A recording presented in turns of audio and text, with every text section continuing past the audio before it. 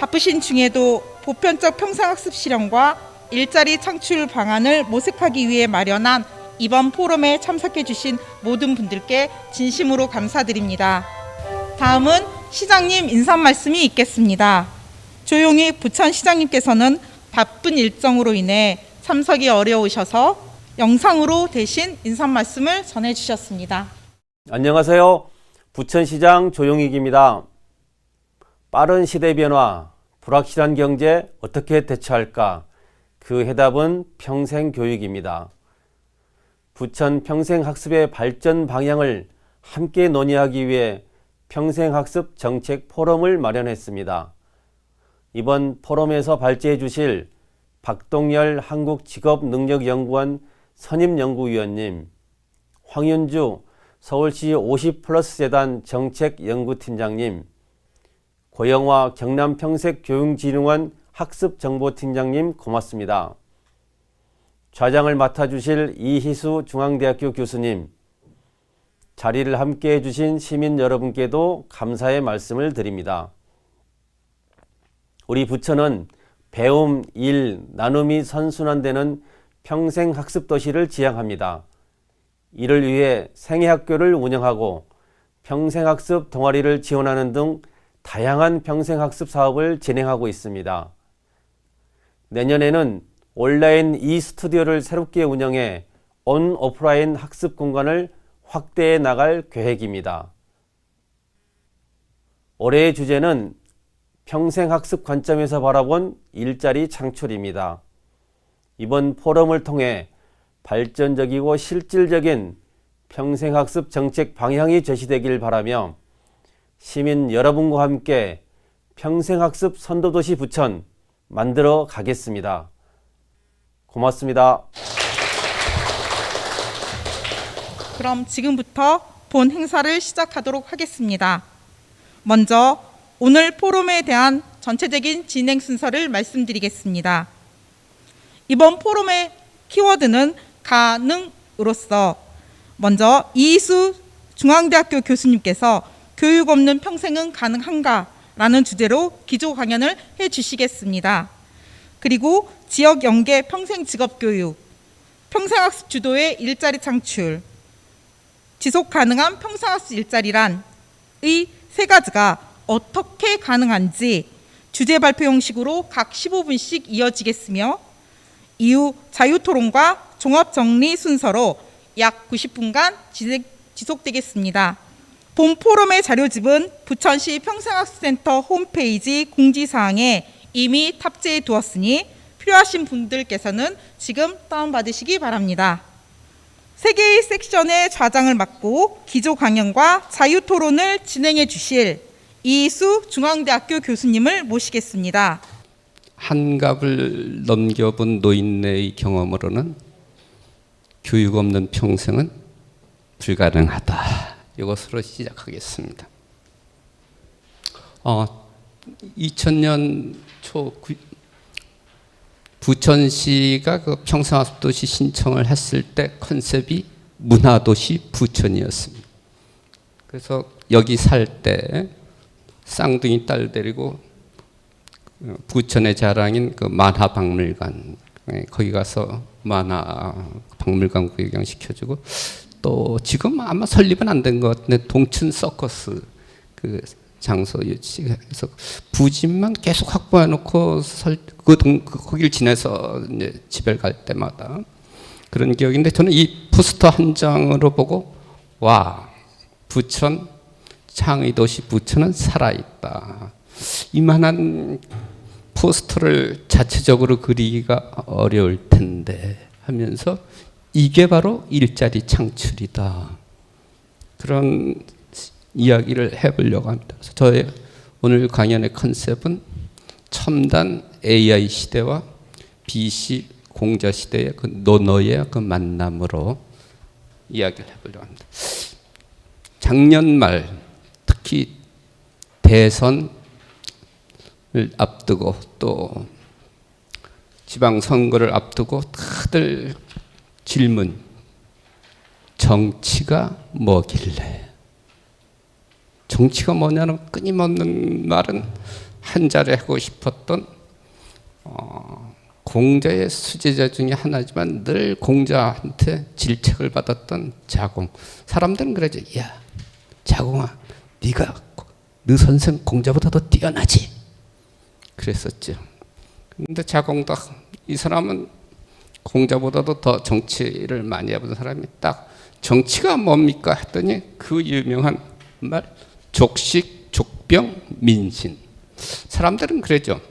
개인이나 조직은 신의 없이는 설 수 없다 해서 무신, 분립 그것을 강조하지만 또 자궁이 어떤 사람이 끈질겨요. 그럼 셋 중에서 하나만 없앤다면 했더니 족병. 그 중에서 또 하나를 없앤다면 족식. 그럼 남는 게 뭐예요? 민신. 그래서 그 신뢰를 강조하는데 원래 강조했던 말은 첫 마디죠. 뭐? 배를 든든히 채워라. 족식. 이게 안 되면 국방도 안 되고. 아니 배고프고 외적에 시달리면 정치에 대한 신뢰는 자연스럽게 떠나기 마련이다. 그래서 오늘 김선실 소장님께서 이 포스터와 이 슬로건을 낸 것은 가히 정치를 안다. 그래서 저는 시장님의 인사의 말씀 차례가 있다. 족식, 족병이 되면은 민심은 자연히 따라온다. 그래서 부천시 평생학습원이 제의를 했느냐 안 했느냐는 연말에 우리가 신고하는 소득 신고거리가 늘었으면 그건 성과급을 줄 만하다. 이것이 이런 점에서는 4차 산업혁명이나 BC 한 5, 600년 전에 공자시대나 고민은 똑같다. 뭐라고요?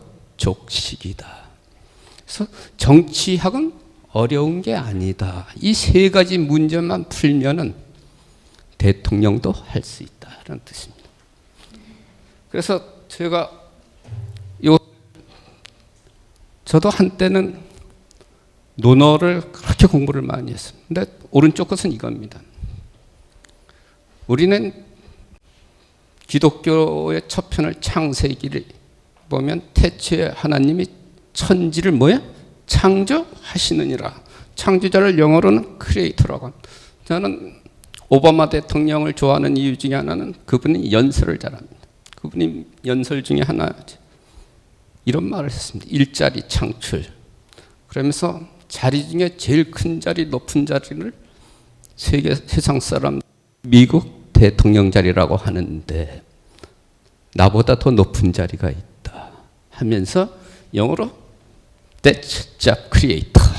일자리를 만드는 사람이 미국 대통령보다 더 높은 자리, 더 큰 자리, 심지어는 하나님의 자리인 크리에이터다라고 한 점에서 이것이 과연 얼마나 큰 자리인지를 그런 점에서 오늘 세미나가 또 오늘 발표하시는 그 면면을 봐도 얼마나 위대한 일을 우리가 하고 있는 건지 그런 점에서 말씀을 드렸습니다.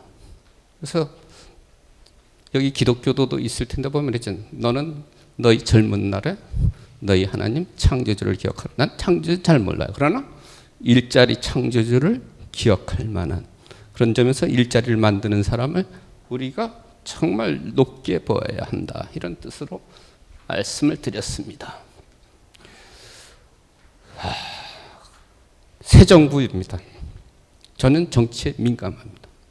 얼마 전 것만지만 해도 민주시민교육 쪽을 엄청 강조하더니 요즘은 일자리 이쪽을 많이 강조하는데 국정바람이 보면은 이번 정부에서 보면 전국민 생애단계별 직업능력 개발, 일타학습 지원, 지역 인재 양성을 넘어서 양성을 했으면 오늘 토론 질의 주제도 온 것이 평생교육사를 양성했으면 자리를 마련해 줘야 될 거 아니냐. 플레이스먼트 배치.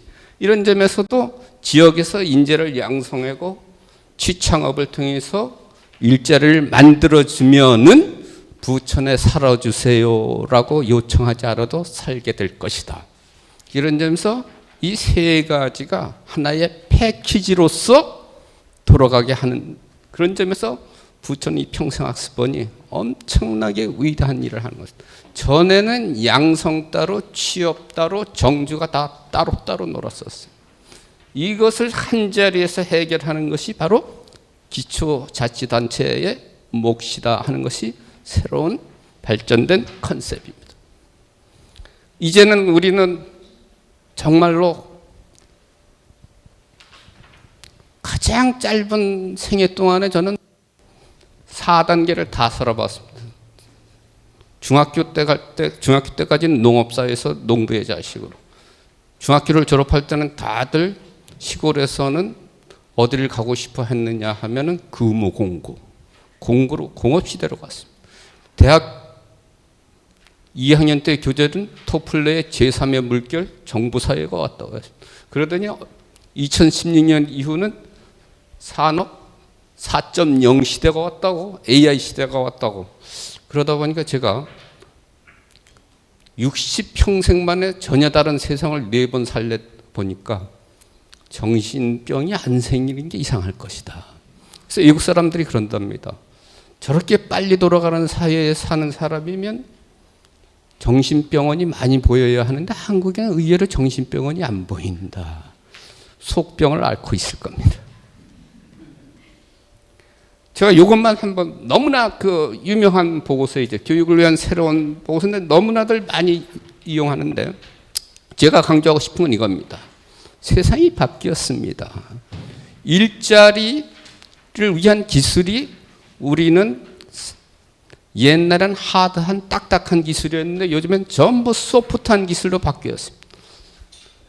4차 산업혁명 보고서는 세계경제포럼에서 2016년 포럼 주제로 내놓은 보고서인데 거기서 1년 전에 내놓은 것을 보면 가장 중요한 16대 스킬이라고 했는데 그게 기초 리터러시 문해이고 4대 핵심 컴피턴스 역량이고 마지막이 캐릭터 앤드 퀄리티스에서 품성 자질입니다. 이런 점에서 보면은 평생 교육이 직업 교육과 다른 것이냐. 우리가 중고등학교 때 다니던 3차 인더스트리 3.0에서는 실업계 고등학교의 기술이 직업 기술이었지만 2016년 이후에는 우리 평생교육에서 하는 문해, 수해, 금융문해, 과학문해, ICT문해, 시민문화문해 이런 게 우리 부천의 자랑인 저도 누님이 이 동네 살고 있습니다. 이 동네에서 저도 오래 살았습니다. 부천 여성들은 기초 화장품만 발라도 얼굴이 빛납니다. 평생교육에서도 뭐라고요? 기초 문해만 갖추어져 있으면 4차 산업시대를 이끌 능력이 된다는 겁니다. 두 번째, 대학에서 말하는 그래서 사를 이 클라우스 슈바임이 4차 산업혁명으로 대박을 터뜨린 다음에 모든 것을 다 사로 표현하는 버릇이죠.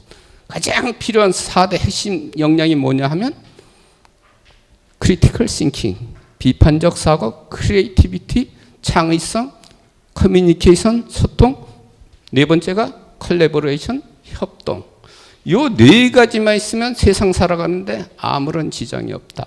그리고 마지막으로 이제 창의성, 주도성, 적응력, 리더십 저런 것은 이제 품격이다, 캐릭터. 그래서 미국 연방 정부의 고위공무원이 되려면 3C가 있어야 된답니다. 첫 번째가 캐릭터, 마지막. 우리 선생님 배지 다른 거 보니까 고위공무원입니다. 이럴 땐 첫 번째 뭐가 돼야 된다고? 능력이라고 말하지 않았습니다. 캐릭터, 인격. 두 번째가 컴피턴스, 역량. 마지막으로 내가 여기에 결정을 할까 말까라는 커리지, 용기라고 말한 것처럼 이것을 이 16가지 스킬만 있으면 4차 산업혁명의 이니셔티브를 지니는 주도자가 될 수 있을 거다 했는데 근데 가장 중요한 게 사람들이 이걸 빼먹어요. 평생학습. 이 16가지 스킬을 돌게 하는 것이 이 사람들은 라이프롱 러닝, 평생학습이다. 이것은 뭐냐 하면 이것은 사람으로 그려놓은 겁니다. 혈액이라고 그랬어요. 혈액. 이 16가지 스킬을 도울 수 있게 하는 혈관과 혈액이 바로 라이프롱 러닝이다. 요즘 유행어가 이겁니다. 리스킬링, 업스킬링. 심지어 이것을 뭐라고 그랬어요? 우리 직능원의 자랑인 기술 재교육, 진화가 아니라 혁명. 그러면서 기술 재교육뿐만 아니라 뭐라고 했느냐 하면은 업스킬링 쪽으로 해서 이 교육 패러다임 자체가 바뀌어야 한다라고 해놓고 있습니다. 저는 요 대학에 있는 사람뿐만 아니라 이 4가지 의제를 던졌는데, 첫 번째, 이제는 젊을 때는, 청소년 때는 공부하고 청소년 때는 일하고 노년기엔 쉬고, 그런 단선형적 라이프 플랜이 아니라는 겁니다. 풀타임이 아니라 요즘은 파트타임이 대세랍니다. 청소년기에도 적당히 공부하고 적당히 공부하고 적당히 일하고, 노년기에도 완전히 퇴직해서 너는 오직 쉬기만 해. 이거는 인류의 재앙이라고 되어 있습니다. 그것이 아니라 이제는 믹스드 블렌디드 라이프 플랜, 노년기에도 약간의 일이 있고 공부가 있고 쉼이 있는 어울림의 라이프 플랜이다 하는 것이 이제 이 단선형적 이런 세대가 아니라 평생 학습이 필요성이 증대되는 세상이 오고, 두 번째는 이제 학생은 없답니다. 학생 대신 컨슈머, 고객. 이 고객의 요구는 끊임없이 바뀐다. 부천시의 평생학습 수요자도 그 사람들의 요구도 끊임없이 바뀌기 때문에 저 요구 파악을 장사하는 사람처럼. 세 번째가 뭐였느냐 하면은, 대학의 라이벌은 메이저 대학이 아니라 구글, 마이크로소프트, 아마존. 이러한 교육도 이제는 넷플릭스 형태로 될 것이다. 딜리버리 서비스 면에서 보면 이 첨단 기업들이 기존 전통적 대학들을 능가할 것이다. 마지막이 이겁니다. 제일 좋았던 말이 스킬즈 오버 디그리. 대학은 지금까지는 학위 장사만 했었다. 그런데 교육 수요자들은 더 이상 졸업장 학위 관심이 없다. 뭐가? 스킬이다. 이러한 4가지의 도전, 이것은 이른바 우리 고등교육뿐만 아니라 부천 평생학습원이 직면한 새로운 도전이 아닐까 해서 말씀드렸습니다. 제가 이제 마지막으로 논어, 공자 집단을 호학 집단이라고 합니다. 좋아할 호, 배울 학. 공부를 좋아하지 않고 어떻게 평생 공부가 가능할까? 선생님도 없는데. 여기서 호학하는 사람은 뭐죠? 이 말 우리 많이 하잖아. 호학하는 사람이 그 군자인데 먹어도 배 터지게 먹지 않고, 자도 뭐죠? 편안한 자리를 찾지 않고, 말을 너무 빨리 하지 않고 신중하게 하고 일은 재빨리 처리하는 이런 사람을 가히 뭐라고 했나? 그런 사람이면 가히 호학이야. 그런 점에서 보면 공부하는 사람이 이상형인 군자구나 하는 뜻이었습니다. 그랬더니 정말 호학이 얼마나 어려운가 물어봤더니, 그럼 당신 제자 중에 제자가 한 3,000명 됐답니다. 이정 그냥 뭐 몇 명 다녔던 게 아니고 떼거리로 다녔는데 한 3,000명 되는데, 그러면 당신 제자 중에 누가 정말 가장 공부를 좋아합니까? 그랬더니 옛날에 그 안회라는 놈이 있었는데, 근데 일찍 죽었어. 죽고 난 다음에는 내 그 3,000명 되는 제자 중에도 배움을 좋아한다는 자를 아직 듣지 못했다. 그러니 우리 황윤주 박사님이 제 제자지만은 저한테도, 그럼 이수 제자 많이 키웠는데 네 제자 중에 호학을 하는 사람이 누구냐 물으면 저도 가히 딱 공자처럼 뭐 딱 생각나는 사람이 없습니다. 근데 공자 선생한테 이제 공자의 그 호위 대장인 자로가 있지 않습니까? 자로한테 야, 너 선생 뭐 하는 사람이냐? 이렇게 딱 물으니까 답변할 게 없는 거예요. 황윤주 박사 보고, 야, 너 선생 뭐 하는 사람? 글쎄요, 그냥 뭐 요즘 뭐 강연이나 하러 다니고 뭐 좀 거시기 하던데 이럴라도 하면 되는데 답을 못한 그랬더니 공자 선생이 화딱지를 팍 내면서 야 이놈아 너는 평생 나를 쫓아다니면서 내가 공부를 그렇게 좋아하는 사람인지 몰라하면서 이런 자부심이 있었습니다. 충신한 사람은 한 10여 호 되는 고을에 있겠지만 나만큼 공부를 좋아하는 사람은 없을 거다. 그래서 공자의 자부심 가장 듣고 싶어하는 사람은 호학이었습니다. 공자의 최고의 칭찬은 제자에 대한 최고의 칭찬도 공부를 좋아하는 사람, 또 자기를 알아줬으면 하는, 불러줬으면 하는 칭호 중에 하나도 호학. 그런 점에서 호학이란 말이 참 좋은 말이구나 하는 것을 말씀드립니다. 그래서 호학한 말이 이겁니다. 그래서 어느 정도냐면 분발하여 먹는 것도 있고 깨달으면 즐거워 근심을 잃고 심지어는 저도 한갑을 넘겼지만 늙음이 나한테 다가오는 것조차도 잊어버릴 정도가 되면 가히 호학이다 하는 뜻입니다. 그리고 여기 이 말씀도 그런 호학의 그 정지는 뭐냐면 아는 사람은 좋아하는 사람 못하고 우리 굉장히 즐겨 쓰잖아요. 좋아하는 사람 즐길 낙자. 그런 점에서 보면은 공자 선생님은 음악을 좋아해서 그랬는지 최고의 경지를 낙으로 표현한 것 같아요. 낙. 그래서 아는 것을 넘어서 좋아해야 되고 좋아하는 것을 넘어서 즐기는 정도. 그 정도 되면은 호학이다라고 하는 것 같습니다. 근데 제가 제일 좋아하는 것은 아무래도 유교는 의계 사이다 보니까 공부에서 공자 같은 사람은 뭐죠? 나면서부터 아는 사람이죠. 이건 생이지자인데 이것은 성인의 반열. 그럼 두 번째 반열은 학이지지자니까 뭐서 공부해서 아는 사람. 그러니까 우리 이 자리에 계신 분들은 뭐 생이지자까지는 아니도 학이지지자 배워서 알면 되잖아요. 배워서. 세 번째는 저는 여기까지는 못 가요. 궁에서 배우거든요. 곤이학지자. 곤란한 상황에 처하면 궁지에 빠지면은 공부하게 돼 있죠. 이게 곤이학지자가 그 3등급이에요. 근데 가장 하등급, 거기 그걸 하등급에 남은 놈자자로 한 것 같아요. 그죠? 놈자자. 가장 하등은 곤이, 공경에 처하면서도 불학지자. 공부를 하지 않는. 저도 어쩔 수 없어요. 저는 4등급은. 그래서 부천 쪽에서 뭐야? 학이 지지자 정도. 그래서 스스로도 나는 지금 어느 등급인가 이것을 해보면 되겠습니다. 이제 모든 사람들이 논어의 시작은 알아요.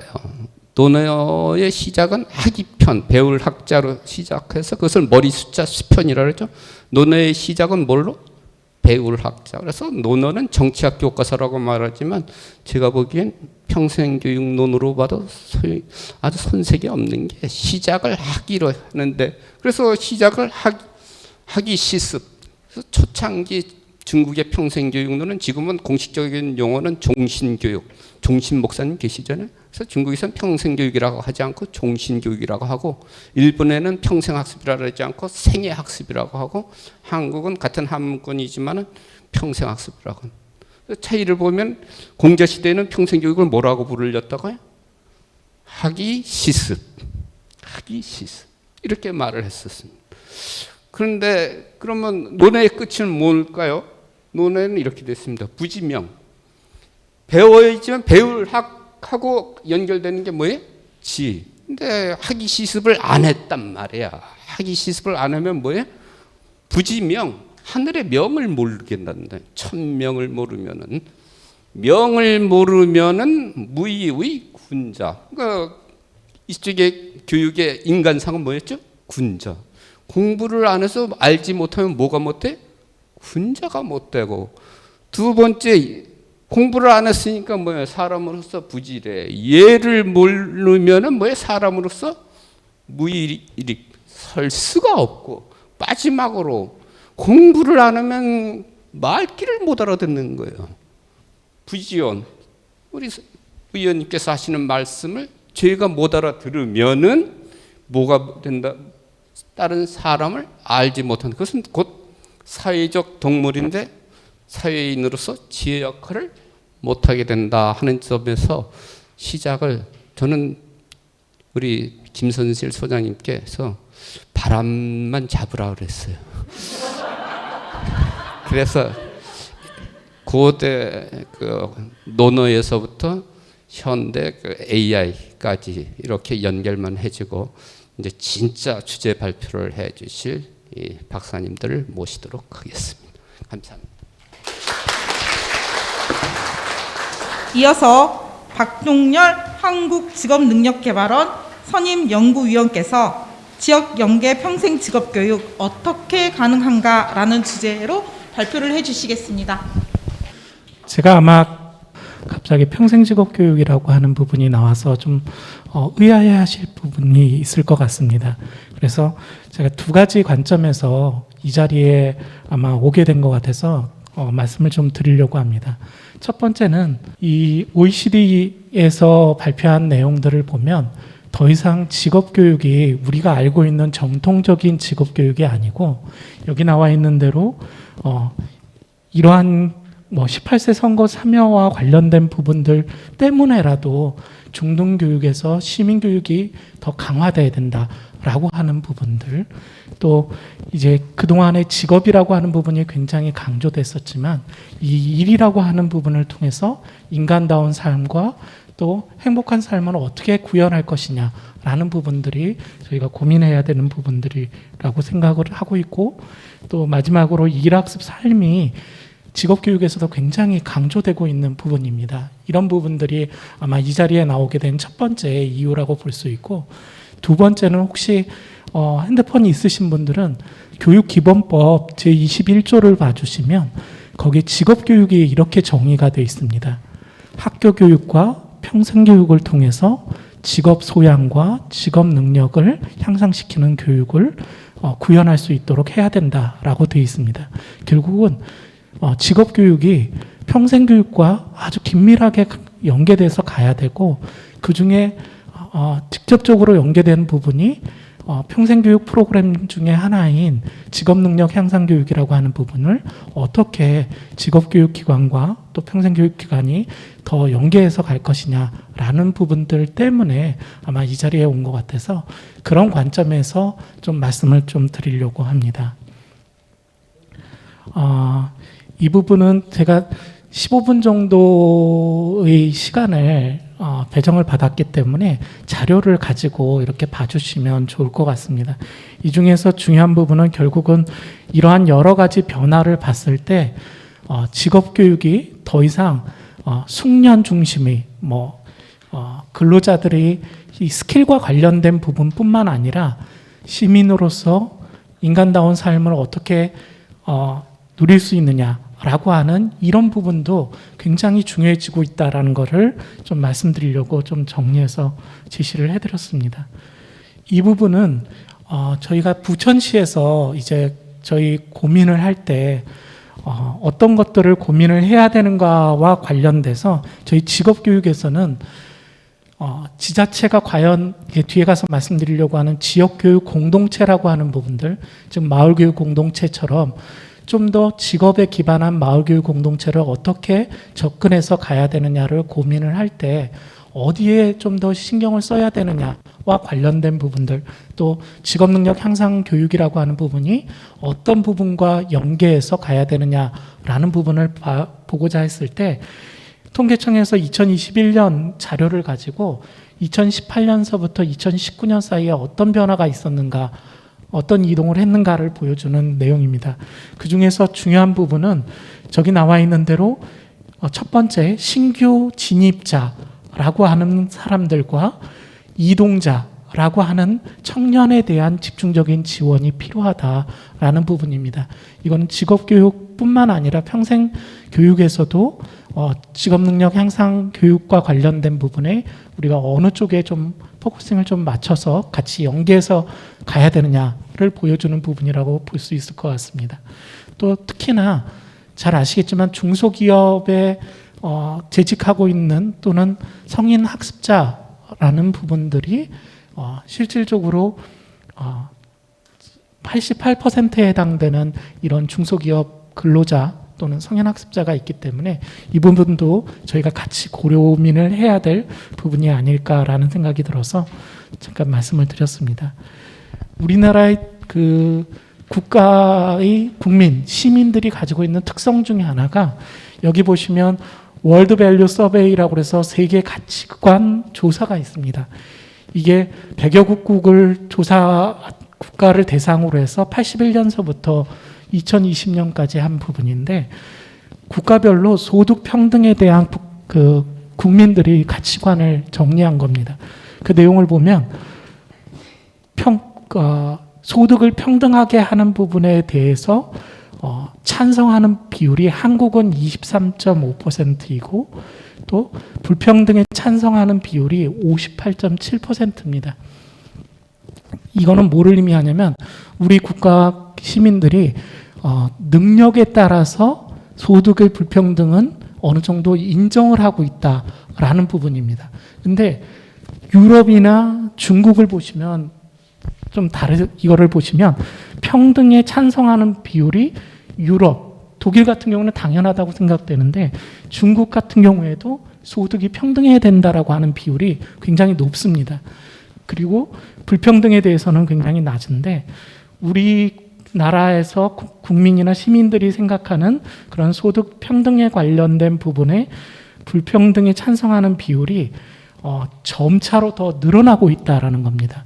이 부분에 대해서는 저희가 좀 더 여러 가지 제도적인 부분이나 그런 부분을 논의를 해야 되겠지만 저희가 가지고 있는 당면한 문제가 저 가로를 보시면 우리 국민들은 절차의 그 정당성은 불평등은 불공정은 참을 수 없지만 결과의 불평등은 인정하고 있다라는 겁니다. 다시 말씀드려서 이 부분이 우리가 평생교육 또 직업교육에서 단순히 결과의 불평등을 어떻게 해결하느냐라는 문제뿐만 아니라 이 절차와 관련된 불공정을 어떻게 해결하느냐라고 하는 두 가지 문제를 같이 해결해야 된다라고 하는 부분이 저희가 고민해야 될 부분이고 그게 아마 부천시에서도 아마 고민하고 있는 부분이라고 생각이 됩니다. 그래서 저희가 직업교육과 관련된 지금 패러다임의 한계가 이건 어떻게 보면 직업교육뿐만 아니라 평생교육에서도 당면하고 있는 부분이 바로 이런 세 가지 현상이 아닐까라는 생각이 듭니다. 교육 내용의 단절, 특히 평생교육 프로그램의 내용들을 쭉 보면 약간 아쉬움이 이 교육 프로그램, 평생교육 프로그램이 과연 연계성이나 체계성을 가지고 이게 구성돼서 가고 있는가를 보면 약간 저희가 개선해야 될 부분이 있을 거라고 생각됩니다. 또한 경력개발 단절과 관련된 게 굉장히 중요한 요소이고 해결해야 될 부분인데 그 부분 또한 평생교육 쪽에서는 과연 어느 정도 이 부분을 다루고 있느냐라고 하는 부분이 저희가 고민해야 될 부분이고 또 하나는 중앙자치단체 간의 사업 운영 분절이 있는데 이게 좀 부천시에서 고민해야 될 부분 중에 가장 큰 부분이라고 생각됩니다. 왜냐하면 중앙부처에서 기획을 하고 운영을 지자체에서 하는 경우 또 협력을 해서 하는 케이스 모델 그리고 지자체에서 자체적으로 개발을 하고 운영하는 세 가지 유형이 있는데 이 사업들이 굉장히 분절적입니다.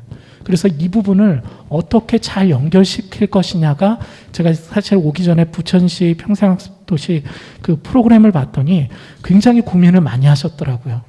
그럼에도 불구하고 제가 세종시에 살고 있는데 세종시 제 아는 분이 이렇게 봤더니 이 평생교육 프로그램과 관련돼서 이 중앙에서 하는 부분과 지방자치단체에서 또 기초자치단체에서 하고 있는 이 프로그램 간에 과연 얼마나 시너지 효과가 있도록 유기적으로 구성돼서 진행되는가를 보면 약간 개선해야 될 부분이 있다라고 이렇게 판단이 됩니다.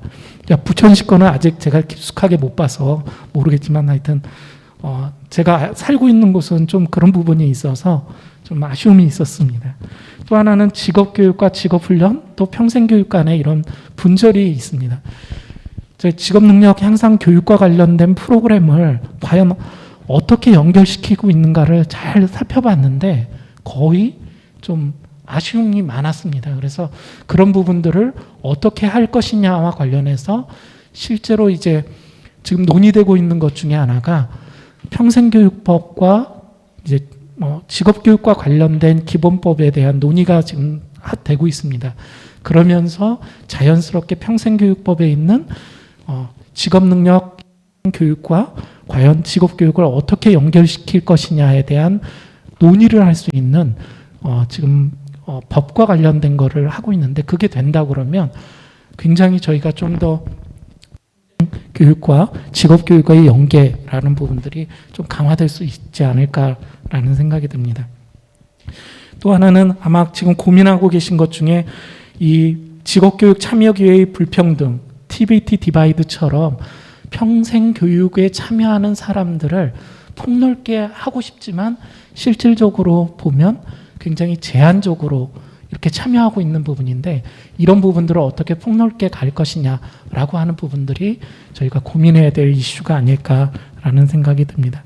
그리고 마지막이 일자리에서의 불평등인데 이게 부천시도 아마 이런 고민을 하고 계실 겁니다. 지금 인구가 부천시는 아주 변동이 이렇게 많이 있는 편은 아닌데 지역 인재를 어떻게 지역에 안착시킬 수 있느냐 이게 굉장히 중요한 아까 이수 교수님께서도 강조하셨던 양성된 인재 또는 평생교육사처럼 양성된 인력이 배치나 아니면 자리를 잡기 위해서는 단순히 일자리만 해서는 청년들이 그 지역에 안착하기가 굉장히 어려움이 있습니다. 그건 뒤에 지역교육 공동체에 관련된 부분을 말씀드릴 때 다시 한 번만 말씀드리도록 하겠습니다.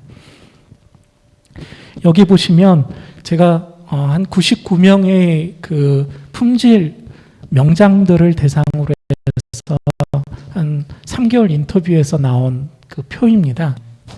이 안에 내용을 보시면 1단계, 2단계, 3단계가 있는데 결국은 아까 말씀드렸던 대로 우리가 지금 가지고 있는 미래에서는 학위가 그렇게 큰 역할을 하지 않을 거라고 그러지만 실질적으로 이렇게 보면 학위와 관련된 부분을 포기하기는 어려운 지금 상황입니다. 대치제가 없기 때문에.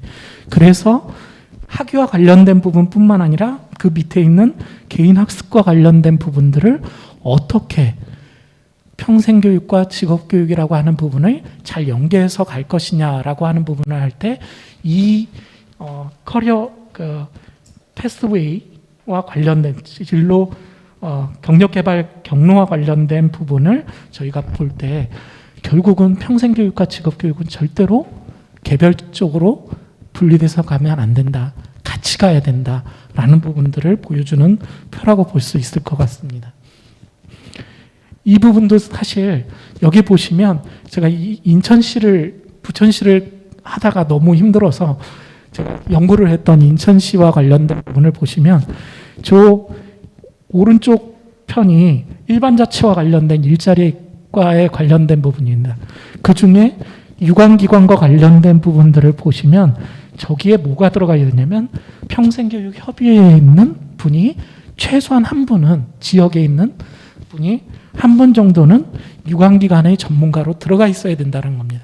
그래야지 처음에 기초자치단체에서 사업을 기획을 할 때 평생교육과 직업교육을 어떻게 연계해서 갈 것인지 사업에 대한 기획 단계에서부터 운영, 모니터링 이런 부분들을 할 수 있는 거버넌스가 만들어질 수 있는데 지금은 그런 부분이 없다. 좀 아쉬움이 있어서 이런 부분도 부천시에서 한번 고민을 하셔서 초기 기초자치단체에서 부천시에서 운영하는 사업들이 굉장히 여러 가지가 있습니다. 그 사업들과 관련된 부분을 연계해서 할 때 평생교육과 관련된 부분 또는 직업교육과 관련된 부분을 어떻게 계획 단계에서부터 갈 것인지에 대한 거버넌스를 고민할 때 이 그림을 한번 보시면 좋겠다라는 생각이 듭니다. 저는 사실 직업교육이 이제 많이 변화가 되고 있습니다. 그 초중등 교육과정 총론이라고 교육과정 총론과 관련된 문서가 있습니다. 거기에 처음으로 고등학생 교육 목표에 1위 가치라는 게 들어갔습니다. 그 정도로 굉장히 직업교육과 관련된 내용에 대해서 약간 보수적인 부분이 있다라는 겁니다. 이제 그게 들어갔다는 걸 뭘 의미하냐면 이제 직업교육과 관련된 부분이 단순히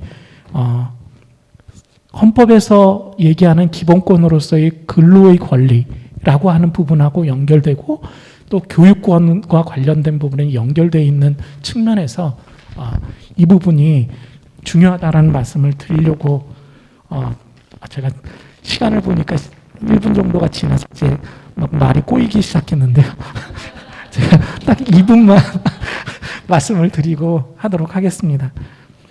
저는 아까 말씀드렸던 대로 지자체가 관심 있는 부분은 여기에 빨간색으로 돼 있는 새로운 틈새 시장의 발굴과 함께 지역 인재를 어떻게 지역에 안착시킬 것이냐라는 부분들을 같이 고민을 해야 된다라고 하는 부분이고요. 그걸 위해서 여기 보시면 지역교육 공동체와 관련돼서 이일학습 중간에 있는 이일학습 3과 관련된 부분을 할 때 더 이상 정규교육기관과 그 다음에 지역사회학습장이라고 하는 일부분이 대립되는 것이 아니라 병행을 해서 하나의 지역교육 공동체로 운영이 돼야 되고 마을교육 공동체 중에 일부가 직업계고등학교가 참여해서 운영을 하고 있듯이 좀 더 마을교육 공동체처럼 밑에서부터 올라온 자발적인 이런 공동체가 좀 더 파워풀하게 갈 수 있는 방법이 무엇인가를 고민해야 될 때가 됐다. 그런데 그 큰 틀에는 같이 얘기할 때는 이제 저희가 얘기하는 이런 KQF나 아니면 이런 신호기제를 보여줄 수 있는 그러니까 평생교육 프로그램의 좀 아쉬운 점은 자기가 뭐를 들었는데 객관적인 신호기제로 받는 경우가 서울시 같은 경우는 시민대학과 관련돼서 뭐 이렇게 여러 가지를 받지만 활용성과 관련된 부분은 좀 낮다. 이 부분을 어떻게 이제 정규 시스템과 관련된 부분하고 연결해서 갈 것이냐라는 부분이 저희가 고민해야 될 부분이고요. 마지막으로 저는 이 지금 부천시는 저희 지역교육 공동체가 크게 두 가지가 있는데 기술혁신 기반한 지역교육 공동체와 그 다음에 산업 여건이 없는 또는 지역 주민이 많이 지역 소멸과 관련된 부분으로 되어 있는 지역에서는 아래 단계에 있는 사회적 경제 기반 지역교육 공동체를 같이 끼고 가야 된다. 마을교육 공동체가 좀 아쉬운 부분이 두 가지가 빠져 있는데 고등교육 기관과 그다음에 기업이 빠져 있습니다. 그래서 그 두 가지를 연결시키기 위해서는 마을교육 공동체의 하나의 유형 중에 지역교육 공동체처럼 이러한 사회적 경제 기반한 지역교육 공동체를 가는데 아마 이 이야기를 들으시면 다들 부정적으로 생각하실 것 같아요. 그렇지만 이탈리아나 영국 쪽을 보시면 GDP 4분의 1, 인력의 약 거의 5분의 2 정도 되는 형태가 협동조합 기업, 사회적 기업에 근간한 그런 일자리가 만들어지고 그 일자리에 기반을 해서 교육 시스템이 움직이고 있다는 겁니다. 그래서 그런 부분들을 같이 논의할 수 있는 기회가 이런 자리를 통해서 좀 더 많이 만들어졌으면 좋겠다라는 말씀을 드리면서 좀 더 욕심을 내다 보니까 자료를 많이 만들었는데요. 하여튼 보시면 제가 고민했던 부분들이 많이 있습니다. 그걸 참고해 주시기 바라고 시간을 약간 넘긴 부분을 다시 한번 죄송스럽게 생각하면서 이것으로 발표를 마치도록 하겠습니다. 감사합니다. 다음으로 황윤주 서울시 50플러스 재단 정책연구팀장님께서 평생학습 주도의 일자리 어떻게 가능한가라는 주제로 두 번째 발표를 해주시겠습니다. 평생학습 주도의 일자리 어떻게 가능할까? 사실 저도 교육학을 공부를 했고 평생교육을 전공을 했었으나 그 경력단절 여성들이나 중장년 여성들의 취업 지원 현장에서 한 10년을 있었고 현재 지금은 중장년 정책을 지원하는 곳에서 있습니다. 교육과 일자리가 사실은 뗄래야 뗄 수 없는 관계이기는 하나 과연 학습과 교육이 일자리를 창출하는 데 얼마나 역할을 할 수 있을까에 대한 고민은 늘 하고 있습니다. 교육이 어떤 기능적인 접근을 하는 수단으로 머물러 있는 것이 맞는 것인가 아니면 배움과 학습이라는 동기의 충족을 시켜주는 목적 그 자체가 되는 것이 맞는 것인가에 대한 고민이 있었는데 어쨌든 저희는 공공기관에서 일자리나 뭐 어떤 목적을 달성하는 것에 대한 일을 하는 사람으로서 저는 오늘 이 자리를 빌어서 현장에서 어떻게 학습이 일자리를 촉진시키고 창출까지는 어렵지만 그렇게 성과를 내기 위해서는 우리가 어떤 식의 제도와 시스템 프로그램이 필요한가에 대한 말씀을 드리도록 하겠습니다. 네. 근데 사실은 평생학습, 그러니까 일자리 창출이라는 개념에서 일자리라는 생태계를 이해하지 못하고는 도저히 그 생리를 알 수 없을 거라고 생각을 하는데요.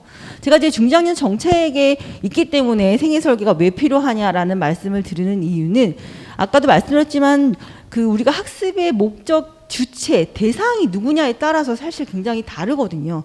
그래서 저는 중장년을 대상으로 얘기를 하지만 지금 박동일 박사님이 말씀하셨던 것하고 굉장히 맞닿아 있어요. 또 이수 교수님이 모두 발언에서 우리가 지금은 업스킬과 리스킬이 되게 중요하다라는데 그것이 바로 중장년이나 아니면 경력단절 여성들 필요한 상황이기도 합니다. 시간이 없으니까 제가 여기서 초점을 하고 싶은 이야기는 교재도 썼지만 중장년들이 이 정책에 대해서 가장 필요로 하는 것은 소득을 지원해 달라.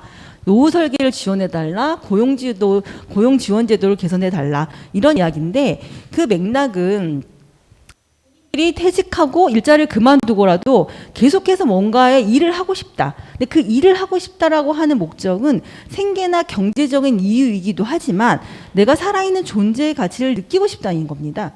지역사회 안에 들어가서 내가 어떠한 일을 하는 인간이고 누군가를 위해서 뭔가를 하는 존재이다라는 것을 알고 싶기 때문에 사실 일자리에 대한 접근이 더 필요하다는 거죠.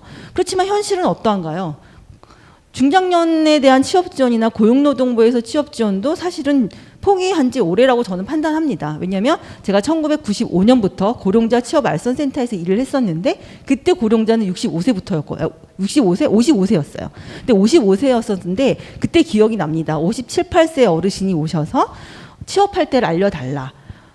취업할 수 있는 노동 현장은 사실 없었어요. 노동시장. 기껏해야 경비직, 청소직, 주유소 알바. 그런데 지금 어떻습니까? 2022년 노동시장은 달라지지 않았어요. 그대로이죠.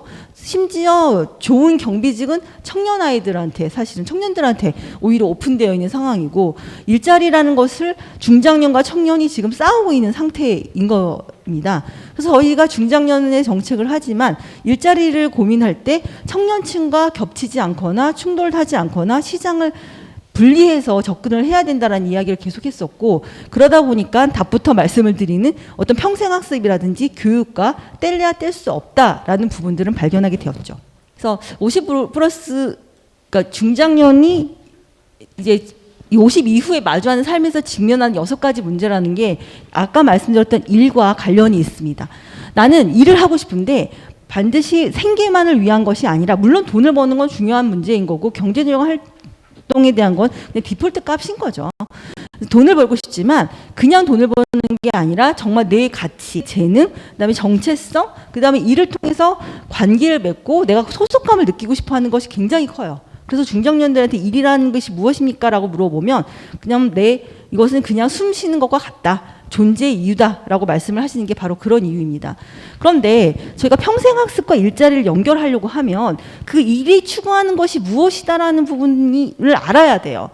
이게 정말 경제적인 목적만을 위한 것이냐 아니면 아까 말한 대로 내가 내 삶을 위해서 아니면 나의 비전, 가치를 실현하기 위한 것이냐에 따라 다르거든요. 그래서 아까도 말씀드렸지만 중장년들이 퇴직을 하거나 아니면 다른 일을 구하려고 했을 때 노동시장이 나한테 열려있지 않기 때문에 접근하는 부분에 대해서 굉장히 한계가 있어요. 그래서 저희는 형태를 자원봉사, 공원형 일자리, 혼합형 일자리, 시장형 일자리라는 말을 좀 어렵게 했지만 소위 말해서 내가 사회공헌으로 할 수 있는 일자리 형태가 있으면 그런 부분들에 대한 접근을 하고 싶고 나는 상관없다라고 얘기하는 경우에 일자리가 구분된다라고 받아들여 주시면 됩니다.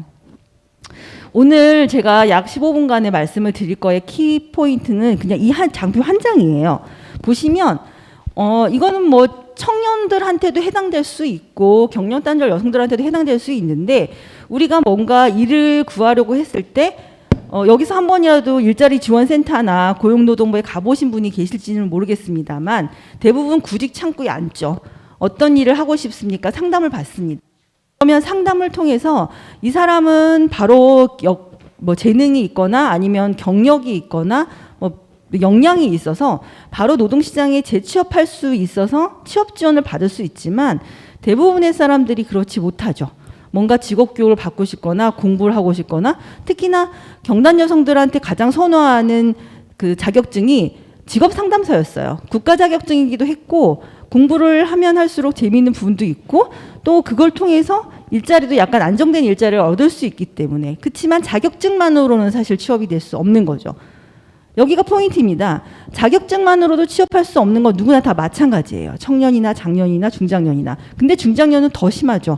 내가 기존에 일을 해왔던 것들을 연결해서 일을 할 거면 상관이 없는데 새로운 일을 하고 싶다라고 했을 때 누가 써주겠습니까? 자격증 하나만으로.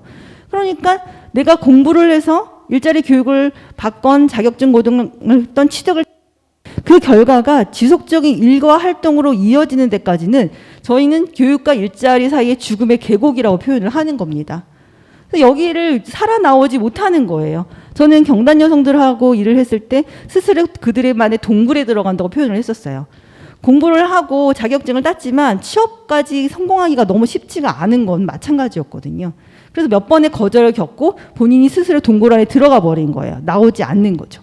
그러면 뭡니까? 그 사람을 취업시키기 위해서 취업 지원 기관에 있는 전문가들이 계속해서 상담하고 나오라 그러고 장치를 열어둔다는 거예요. 근데 우리가 평생학습에서 자, 공부를 하라, 직업교육이다라고 펼쳐놨지만 이 사람이 취업을 하고 일을 구하는 건 개인의 각자의 역량과 개인의 역할이에요. 그러면 우리가 어디까지 지원해 줄 것인가? 이 교육과 일자리 사다리 이 죽음의 계곡을 메워주기 위해서 여기 보시면 경우에는 다양한 사업, 이 안에는 직업교육, 그러니까 교육 이후에 여기까지 가기까지 굉장히 많은 장치들이 필요했다라는 겁니다. 그래서 아마도 이 다음에서도 말씀을 하시겠지만 지속적인 그러니까 평생학습 이후적인 일과 사회 활동이라고 하는 것은 제가 판단했을 땐 얼마나 이 장치가 촘촘하고 현실성이 들어져 있는가. 그다음에 제일 중요한 건 학습에 참여하는 사람들의 목표의식과 목적이에요. 저희가 너무나 다 알고 있죠. 일을 하고 싶지 않거나 사회활동을 하고 싶지 않은 사람들한테는 아무리 교육을 시켜도 이것들이 바뀌는데 너무 어렵거든요. 그렇지만 학습이라는 걸 통해서 또 모든 사람들의 보면서 그걸 또 익혀할 수 있는 방법이 있습니다. 모든 것들이 교육과 학습이 가장 근간이 된다고 표현할 수 있을 거라고 보여져요. 이 부분을 일자리라는 부분들의 생태계를 이해할 때 제일 중요한 건 당사자 참여하는 사람의 인식의 확장이기도 하지만 이 프로그램이 어떻게 설계되어 있는가가 굉장히 중요하다라는 얘기를 제가 해드리고 싶습니다. 그래서 교육을 왜 참여하는 건데 라는 것이 굉장히 중요하죠. 여기서 참여해서 활동하는 것 자체가 중요한 건가? 아니면 사회활동에 참여의 기회를 얻고 친구를 만드는 게 중요한 건가? 아니면 자기의 성찰이라든지 나의 주도성을 갖기 위한 것이냐? 라는 것들을 알게 중요하다고 봅니다. 그래서 저희 50+ 재단에서는 이 교육이라는 부분들이 세팅이 되어 있지만 이게 가장 중요해요. 아까도 박 박사님 했지만 이 사람들이 일에 대한, 이 교육에 대한 목표가 뭐냐라고 했을 때 저희는 단언컨 어쨌든 퇴직 이후에 내가 사회에 돌아가서 지역사회에서 일을 하거나 사회활동을 계속해 주길 바라는 것이 목표였어요. 그러면 나는 돈도 있고 퇴직 연금을 받으니까 그렇게 심한 일을 하고 싶진 않고 그냥 등산이나 다니면서 내 건강을 유지를 할래라는 사람들조차도 그것도 1, 2년이고 3, 4년이다. 같이 어울려서 있으면서 내가 사회에 참여할 수 있는 것이 무엇이냐를 알게 하는 것이 교육의 1단계 자기 이해와 인식의 전환을 시키는 것으로 교육을 설계를 했습니다.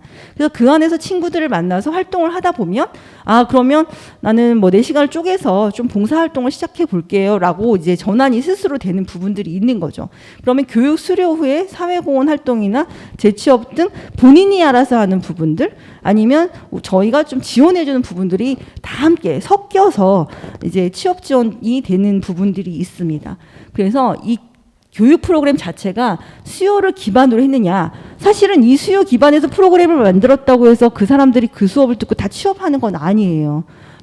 말씀드렸듯이 일자리를 지원한다는 것은 쉬운 일이 아니기 때문에 개인의 역량하고도 관계가 있어서 그렇지만 교육 프로그램으로서 앞으로 이건 이제 코로나 이전의 일이긴 한데 여행이 이제 각광 받을 거니까 도시 민박에 대해서 빈집이 많을 거다. 아이들도 출가했고 이제 독립했으니까 내 집에 방 하나 두 개씩은 남을 테니까 그런 부분에 대해서 민박을 해보자라는 교육 과정을 이제 설계를 했었던 거죠. 의외로 몇 분이 성공하셨어요. 코로나 이전까지는. 그래서 수입을 좀 얻으셨고, 근데 유망 직종이 도대체 무엇일까? 중장년들이 제일 좋아하는 게 여행이거든요. 근데 내가 나 혼자만의 여행을 즐기는 게 아니라 약간 여행 프로그래머가 돼서 좀 제공해주는 쪽으로 연결해보자라고 진행을 했었고, 저희가 올해는 그래서 대학이랑 연계해서 인덕 전문대랑 연계해서 여행 상품 기획자 과정을 진행을 한 적도 있어요. 그러니까 계획을 했어요. 그래서 내년에 교육 과정을 개설을 할 거예요. 근데 그 계획 과정 여행에 대한 유망 직종이고 분명히 일자리가 있다라는 수요가 파악이 되었고 교육을 통해서 내가 인턴으로 보낼 곳이 있다라고 인덕대에서도 얘기를 했기 때문에 교육 과정으로 만들었거든요. 그래서 그렇게 목표가 분명히 있다. 그래서 일자리 장을 확대한다라는 목표를 가지고 교육 과정을 개설했고 교육 과정 이후에 그러면 어떻게 했느냐? 이렇게 저희는 커뮤니티 활동을 만들었습니다. 평생교육 입장에서는 동아리랑 비슷하다고 보여지기도 해요. 그런데 학습 동아리니까 본인들이 원하는 대로 학습해라고 해서 끝내버리면 사실은 지속하기가 어려워요. 개인적인 이유가 왜 이렇게 많으신지 모임 하다가 안 나오시잖아요. 너무 바쁘시고 이제 중장년 이후부터는 삶이 그러니까. 그래서 커뮤니티라고 저희는 이제 이렇게 뭐랄까 프로그램을 만든 거죠. 너희가 3명 이상, 5명 이상이 만나서 무엇을 하겠다라고 신청을 써서 제출을 하면 그 활동의 계획이 얼마나 실천 가능한가를 판단해서 커뮤니티라는 걸 인정을 해주는 거예요. 그러면 그 인정돼 있는 커뮤니티가 시설도 이용하기도 하고 바깥에 활동하기도 하고 지금은 아니지만 초창기에는 지원금도 드렸었어요. 그렇게 해서 반드시 교육 이후에 그 교육 과정을 통해서 만나서 발전시키기를 원하는 것도 있고 일자리 때문에 우리가 모여서 스스로 공부를 하고 뭐 창업 창직을 해보겠다라고 하는 부분들도 저희가 심사를 해서 지원을 해드리니까 그게 가능했었습니다. 그래서 커뮤니티라는 것들을 만들었어요. 그래서 이따가 소개를 이런 식으로 교육 과정이 있고 커뮤니티가 만들어서 활동 모델이 뭐뭐뭐만 있다라는 거 이따가 좀 자세히 보여드릴게요. 보시면 국제개발 활동 연계 비영리기관 설립했다라고 돼 있잖아요. 국제개발에 관련된 교육을 수강하신 분들이 이건 뒤에 가서 제가 좀 자세히 보여드릴 텐데 쉬운 일은 아니에요. 그래서 말씀드리고 여기서도 사회적 기업 창업 과정을 수강하셨더니 분들이 본인들이 포럼도 하고 연구활동을 진행하더니 이런 식으로 주 패티켓 연구소를 만드셨죠. 이분은 계속 뭐랄까 성공 사례로 나오세요. 이 과정을 거쳐서 사회적 기업 창업 과정을 수강을 했고 사업적 기업 창업 모임을 결성을 해서 본인이 주식회사를 만드셔서 이제 워낙 반려동물 시장이 이제 넓어지니까 거기서 이제 똥봉투 약간 이런 부분들 발명하셔가지고 지금 굉장히 활동을 많이 하고 계시고요. 이제 캠퍼스에서는 이제 생태 수학 강사 과정을 수강한 사람들끼리 모여서 지역사회에서 수익 활동을 병행하고 계시거든요. 그러니까 우리가 만나는 게 되게 쉬운 일 같지만 이 만남을 지속하고 그게 일자로 연결되기까지는 사실 쉬운 일이 아니에요. 이런 일을 하려면 그 사업에 대한 이해가 있는 전문가와 지원금이 사실은 따라가서 연결을 해줘야 되는 부분들이 있다는 점을 말씀을 드립니다. 그래서 굉장히 다양한 활동들을 하죠. 근데 우리가 교육과정으로 이걸 다 개설하기가 너무 어렵거든요. 그리고 교육과정을 했다고 다 커뮤니티가 되는 건 아니에요. 그러니까 교육과정 설계부터 커뮤니티가 형성이 되고 지역사회에서 일을 하거나 활동을 할 수 있는 것들을 추려내는 역할이 굉장히 중요한 거죠. 더 나아가서는 지역사회에서 수요처를 발굴하는 일까지 연결이 되면 사실은 참여자가 지속 가능한 게 이어지는 게 더 쉬운 일이긴 합니다만 그러기 위해서는 평생학습가가 그럼 어디까지의 업무를 해야 하는가에 대한 딜레마에 빠지기도 해요. 그런데 그런 여러 가지 그래서 사실은 커뮤니티라든지 민간의 그 협력을 통해서 저희 수료생들이 그 기관과 협의를 통해서 그 수료생들이 또 활동을 나가게 하는 장치들도 사실 만들어낼 수 있거든요.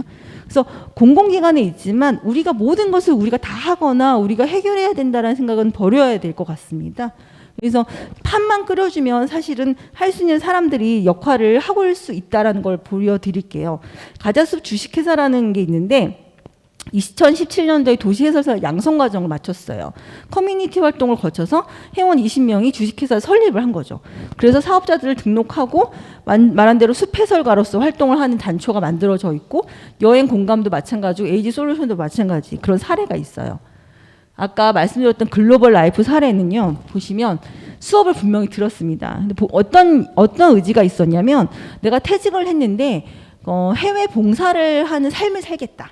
국내가 아니라 해외 봉사의 삶을 살겠다라고 해서 어디를 갈까라고 했는데 코이카나 뭐 이런 데를 지원해 보면 나이가 많다고 자꾸 잘리고 어떤 특별한 기술이 없으면 어렵고 이제 이런 부분들이 있으니까 본인들이 결성을 한 거예요. 그래서 필리핀도 한번 가보고 캄보디아도 한번 가본 거예요. 근데 이 여기에는 이걸 인솔해주는 또 해외 그 봉사 전문가가 있었습니다.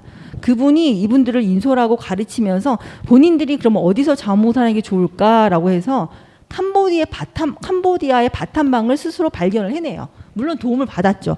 저희가 일절 개입하지 않았어요. 일절 개입하지 않고 그분들의 커뮤니티가 자생적으로 움직여서 캄보디아의 이제 뭐랄까 또아리를 틀게 되었고 여기 보시면 2019년에 정말 파견을 시작을 했습니다.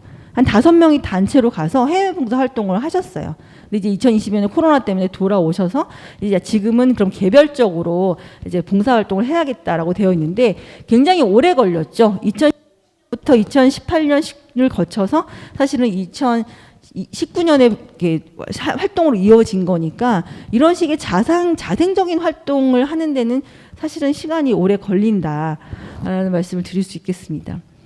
그러면 우리가 이런 공공기관으로서 어떤 역할을 해야 하는가에 대한 걸 잠깐 말씀을 드리면 아까 그 박사님도 말씀하셨던 이 제3섹터 기존의 노동시장으로 재진입하기가 너무 어렵기 때문에 협동조합이라든지 사회적 기업의 사실 도움과 협력과 형성은 저는 피해갈 수 없는 거라고 생각을 합니다. 그래서 사실은 중장년들이 퇴직을 하고 난 다음에 퇴직의 문을 100번을 이제 이력서를 써봤다가 떨어지는 현실에 마주해서 아 그럼 내가 할 수 있는 걸 나 스스로 찾아야겠다. 라고 해서 335 모이게 되고 아까 말씀드렸던 대로 모이게 되는 것을 커뮤니티라는 것을 매개로 만들어 드렸더니 친구들이라든지 동료랑 만들어서 협동조합을 만들고 사회적 기업을 형성하게 되는 거예요. 물론 거기서 비즈니스 모델로 발전을 시켜서 돈을 버는 데는 한 2, 3년의 세월이 또 걸립니다. 그렇지만 그런 부분들이 해결을 그나마 해줄 수 있는 게 사회적 기업이라는 분야가 있다는 건 이제 피해갈 수 없는 거죠. 보람 일자리라든지 이런 여러 가지 커뮤니티 이런 부분들이 아까 말씀드렸던 촘촘한 디딤돌과 관련이 돼 있고 일자리 지원하는 것도 상담을 해요. 교육을 하고 여기가 이제 일자리라는 성과라고 하면 요 가운데가 이제 촘촘한 일자리, 촘촘한 매개인데 그게 무엇이냐를 찾아야 되는 건 이제 부천시만의 숙제인 거죠. 부천시의 지역사회도 결국 부천시가 제일 많이 알 거라고 보여집니다. 그래서 뭐 다 이제 이건 아실 것 같고 하나만 실례로 얘기를 들어보면 한 은퇴자가 이제 저희 재단 캠퍼스의 수업을 듣고 이분이 60을 맞이해서 뭘 할까를 고민한 찰나였어요. 2017년에 저희 캠퍼스에 와서 서부 여행 기획자 과정을 들으신 거예요. 아 이거 여행이 내가 좋아하는 거니까 비즈니스 모델을 한번 가봐야겠네. 근데 전자출판 과정을 또 수업을 들으신 거죠. 이게 평생학습 아니겠습니까? 아, 나 혼자 출판 프로세스를 할 수 있겠구나. 사회적 기업과 가자. 아까 말씀드렸던 협동조합이나 사회적 기업을 위한 사회적 기업과 과정을 이제 수강을 하셨고 기업의 사회적 가치를 확인하신 거예요. 그래서 이분이 이제 수업을 들을 때 여기 오셔서 커뮤니티를 결성을 했어요. 본인이 수업 결성을 해서 강의도 해보고 자유여행에 대한 이런 사람들에게 출판에 대한 강의도 해보고 하다 보니까 자기의 핵심 역량이 나는 기업의 경험이 있고 외국어도 잘해. 그리고 나이는 60이지만 IT 기술도 충분히 따라갈 수 있어. 나는 여행의 경험이 많아. 라고 해서 본인이 인디라이프라는 회사를 만드셨어요. 1인 회사. 그래서 책도 지금 한 3권을 내셨고 친구들의 여행 기획도 같이 하시면서 이런 식의 사회활동과 조금의 일자리 경제적인 것을 창출해내는 역할을 하고 있는 거죠. 그러면 이러한 여러 가지의 장치, 촘촘한 일자리를 통해서 결국은 교육 이후에 일자리의 성과를 어떻게 가져갈 것인가에 대한 숙제를 보여드릴 수 있을 것 같습니다. 이거 이렇게 커뮤니티도 이런 활동들을 다 만들었다라는 말씀을 드리는 거고요. 이런 촘촘한 일자리를 위해서 저희는 모델을 발굴하고 공통교육하고 매칭하고 인턴십하고 이런 것들을 다 했다라는 말씀을 드려요. 그래서 아까 처음에 보여드렸던 교육과 일자리 사이의 죽음을 메꾸기 위해서는 이런 여러 다양한 장치가 굉장히 꼼꼼하게 있어야 될 거다라는 말씀을 드리고, 실질적으로 노인교육 교육 지도사 양성과정 수료생들의 커뮤니티가 현재 무급에서 유급으로 전환해서 봉사활동이 일자리로 연결되었다. 사실 이런 일들이 너무 많다라는 말씀을 드립니다. 그래서 마무리로서, 이렇지만 이게 말은 굉장히 쉬워 보이나 현장에서는 이 커뮤니티가 그럼 어떻게 계속 유지되게 할 것이고, 사회공헌에 나갈 수 있는 필드는 무엇인가에 대한 끊임없는 고민과 어떤 프로세스와 프로그램을 만들어야 된다는 거죠. 교육만 만들고 학습만 한다고 절대로 되지 않거든요. 그래서 부천시나 이제 평생학습관에서도 염두에 둬야 할 것은, 이런 지속 가능한 평생학습 이후의 일자리 연계를 위해서 우리가 학습의 목표가 도대체 무엇이고, 지속 가능한 지역사회 내의 일자리라는 것, 일거리라는 게 무엇인가의 발굴의 역할, 이런 전문성, 그 다음에 목적에 따른 성과가 지표로서 어떻게 발달하고 보여줄 수 있는가가 굉장히 숙제다. 저는 현장에서 일을 한 사람으로서 이런 부분들이 되게 중요하다는 말씀을 드리면서 장시간 경청해 주셔서 감사드립니다. 시간을 많이 썼어요. 그리고 오늘 이 평생학습 주도의 일자리 창출에 이어서 이제 이 방금 말씀하셨듯이 지속 가능한 일자리는 어떻게 구현될 수 있을지, 고영화 경상남도 평생교육진흥원의 학습정보팀장님께서 지속 가능한 평생학습 일자리 어떻게 가능한가라는 주제로 마지막 발표해 주시겠습니다. 네, 고영하라고 합니다. 반갑습니다.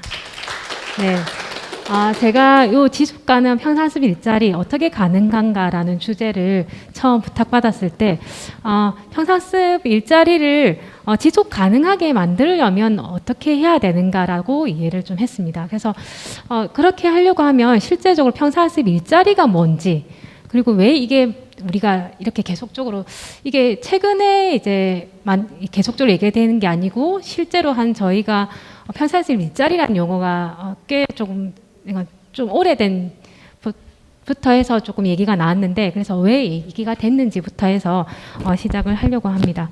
그래서 목차를 먼저 평생학습 일자리가 왜 얘기가 됐는지부터 해서 일자리의 개념이라든지 이런 목차로 해서 마지막에 평생학습 일자리 지속 가능하려면 이라는 목차로 해서 발제를 마무리를 하려고 합니다. 먼저 그러면 평생학습 일자리 대조 배경 말씀드리겠습니다. 일반적으로 많이 얘기하는 것들입니다. 고령화와 기대 수명이 증대되면서 일자리가 에 대한 얘기가 나왔고요. 일자리 창출 패러다임이 변화되고, 그리고 일자리 창출의 중요성이 증대됐다.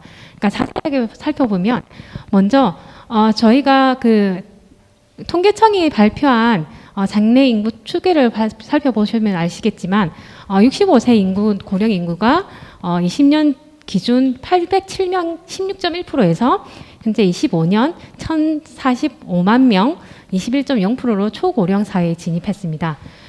그 베이비부머 대규모 은퇴가 임박했다라는 얘기를 많이 들었을 겁니다. 현재 2030년에 65세 인구 비율이 24%를 넘을 것으로 추산을 하고 있습니다. 이처럼 고령 인구가 많이 이제 은퇴를 이제 이후에 겪게 될 상황들을 보면 아마 경제적인 어려움들이 이제 우리가 예상 가능합니다. 그래서 그분들의 어떤 재정 부담 증가로 인해서 그분들의 어떤 지속적인 경제 능력, 그러니까 경제적인 이런 소득 창출을 위한 어떤 노력들이 필요하게 됐다라는 거죠. 저희가 인생 100세 시대에 살고 있습니다. 네.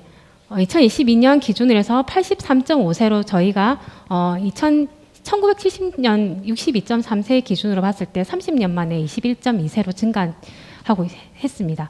아마 그래서 지금 우리는 아마 100세 넘어서까지 살 수 있지 않을까라는 생각이 듭니다.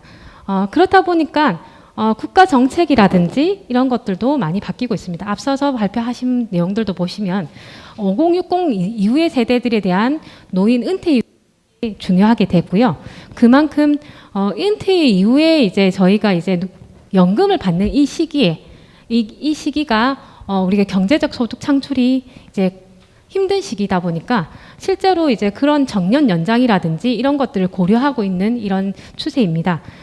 그래서 저희가 예전에 저희가 그 농경 사회에서는 직장과 농사를 짓다 보니까 직장과 일반 생활이 분화되지 않은 생활 근로를 했던 시기라 하면 우리가 후기 산업 사회에서는 실제로 취업해서부터 직장 정년퇴직까지 그 직장에서 머물렀다.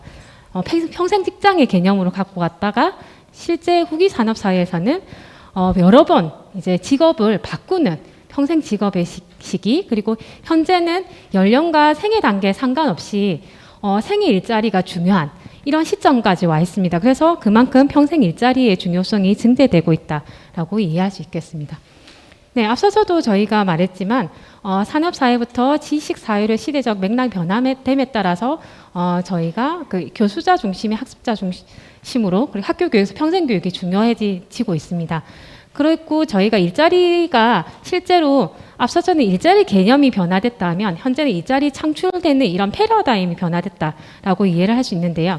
예전에 저희가 교육훈련 배치 활용 시대에는 실제로 노동 수요와 고용 인력이 그 수요가 일치해서 실제로 인력 양성을 통해서 학교에서 인력 양성을 통해서 이들을 배치할 수 있는 배치해서 활용을 했다 하면 후기 산업 사회에서는 실제로는 그런 인력들이 이제 고용 인력과 이런 수요가 불일치함으로 인해서 우리가 일정한 채용 절차를 통해서 실제로 근로를 하는 이런 형태로 우리가 얘기를 했다고 하면 실제로 이제는 아까서 말씀드렸지만 학점이나 자격 가지고만 우리는 일자리에 이제는 고용에 보장되어 있지 않습니다.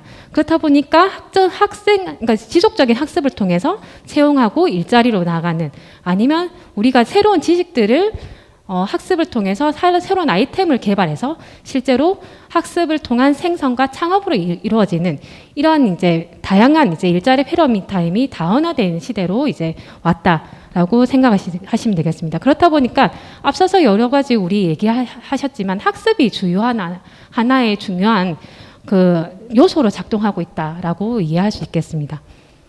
네. 이거는 앞서서 좀 설명을 드렸기 때문에 넘어가고요. 지금 현재 아까 우리 국정 비전 윤석열 정부에서도 일자리를 중요하게 여기고 있습니다. 부천시장님도 보니까 행복한 도시 부천을 위해 10대 전략 중에서 경제도시라는 얘기를 하고 있습니다.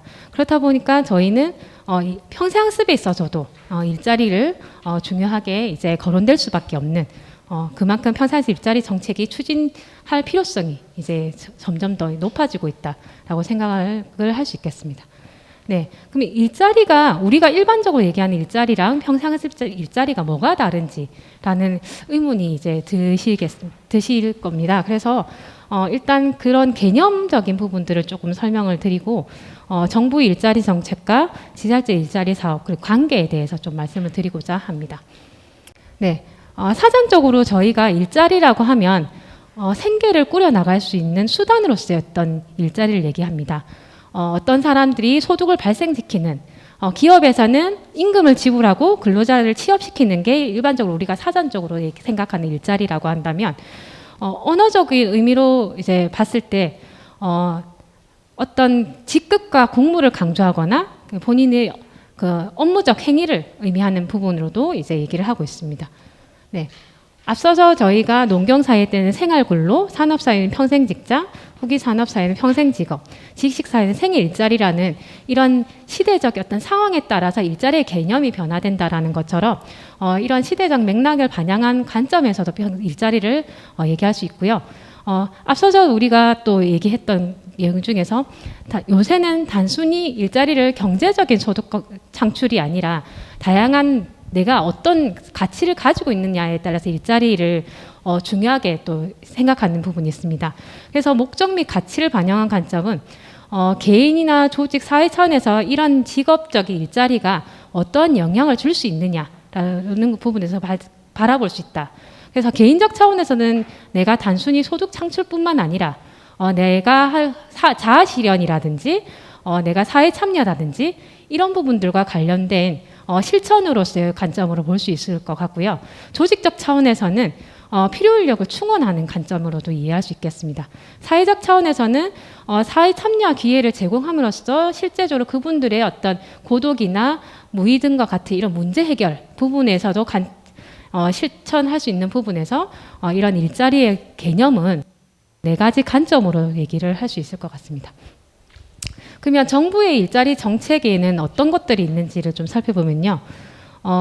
여기서 일자리 창출 정책, 유지 정책, 일자리 능력 제고 정책이라고 나와 있습니다. 말 그대로 일자리 창출 정책은 정부가 노동 수요를 진작시키기 위해서 본인들이 어떤 일자리를 창출시키기 위해 직접적으로 일자리 창출에 간섭을 하는 얘기라고 보신다면 일자리 유지 정책은 정부가 이제 노동시장에 있는 그분들이 어떤 그 고용을 유지시키기 위해서 노사관계를 유지시키기 위해서 지원하는 정책이다. 그리고 일자리 능력 제고 정책은 그분들의 개인의 역량을 향상시켜서 실제적으로 취업의 효과를 높이는 정책. 그런 것들을 이해할 수 있겠습니다. 주요 사례는 여기서 참고하시면 더 이해가 빠르실 것 같습니다. 네, 시설제 일자리 사업도 보시면 여기서는 크게 안정적 일자리, 임시적 일자리, 고용 서비스로 나눠져 있는데요. 그 안에서 이제 나와 있는 이런 일자리 유형들이 있습니다. 그리고 이 유형들도 이제 참고해서 보시면 그 내용을 꼭 참고해 보시면 될 것 같고요. 이런 일자리들이 정부 일자리 정책과 연계돼서 이루어지고 있다라고 이해를 할 수 있겠습니다. 그래서 평사습 일자리 또한 저희가 정부 일자리 정책이라든 것들을 기반으로 추진을 할 필요가 있다라는 것들을 얘기하고 싶어서 이런 부분들을 말씀을 드렸고요. 그러면 일반적 일자리와 평사습 일자리가 어떻게 다르냐? 이렇게 3가지로 말씀을 좀 드리고자 합니다. 네, 먼저 일반적 일자리는 우리가 경제적 소득 창출, 수익 창출을 중요하게 여깁니다. 거기에 초점이 좀 맞춰져 있다라는 개념으로 좀 이해를 한다면 평상습 일자리는 사회적, 경제적, 문화적 가치, 아까 전에 우리 개인적, 조직적, 사회적 차원의 이런 가치를 반영한 부분이 조금 이렇게 평상습 일자리 부분에 이제 해당이 된다라고 말씀을 드리고 싶고요. 일반적 일자리는 우리가 시장 경제 체제 하에서 채용이라든지 경영형, 그러니까 채용을 통해서 본인들이 이제 일자리로 나가는 이런 특징을 가지고 있다면 평사습 일자리는 지식 서비스형 일자리가 특징을 가지고 있다고 합니다. 앞서서 나왔던 일자리 창출 패러다임 유형에서도 일반 일자리는 앞서서 교육 훈련 배치 활용과 교육 채용 근로 요게 이제 주로 이제 해당이 되고요. 평사습 일자리는 학습 채용 일자리와 학습 생성 창업으로 이제 일자리 창출이 강조된다라고 이해를 하시면 되겠습니다. 네. 평사습 일자리 개념 및 모형을 설명을 드리려고 합니다. 요거는 제가 2020년으로 잘못 썼는데 2018년에 이제 선언적 모형으로 이제 제안한 것들을 이제 제시를 하려고 합니다. 기존의 평생학습 일자리라고 하면 단순히 개념으로만 이해를 하거나 실제로 그것들을 이제 일반적 우리가 현장에서의 일자리와 이제에 대한 사례를 가지고 일자리 모형을 제시하다 보니까 조금 더 이제 더 구체적이고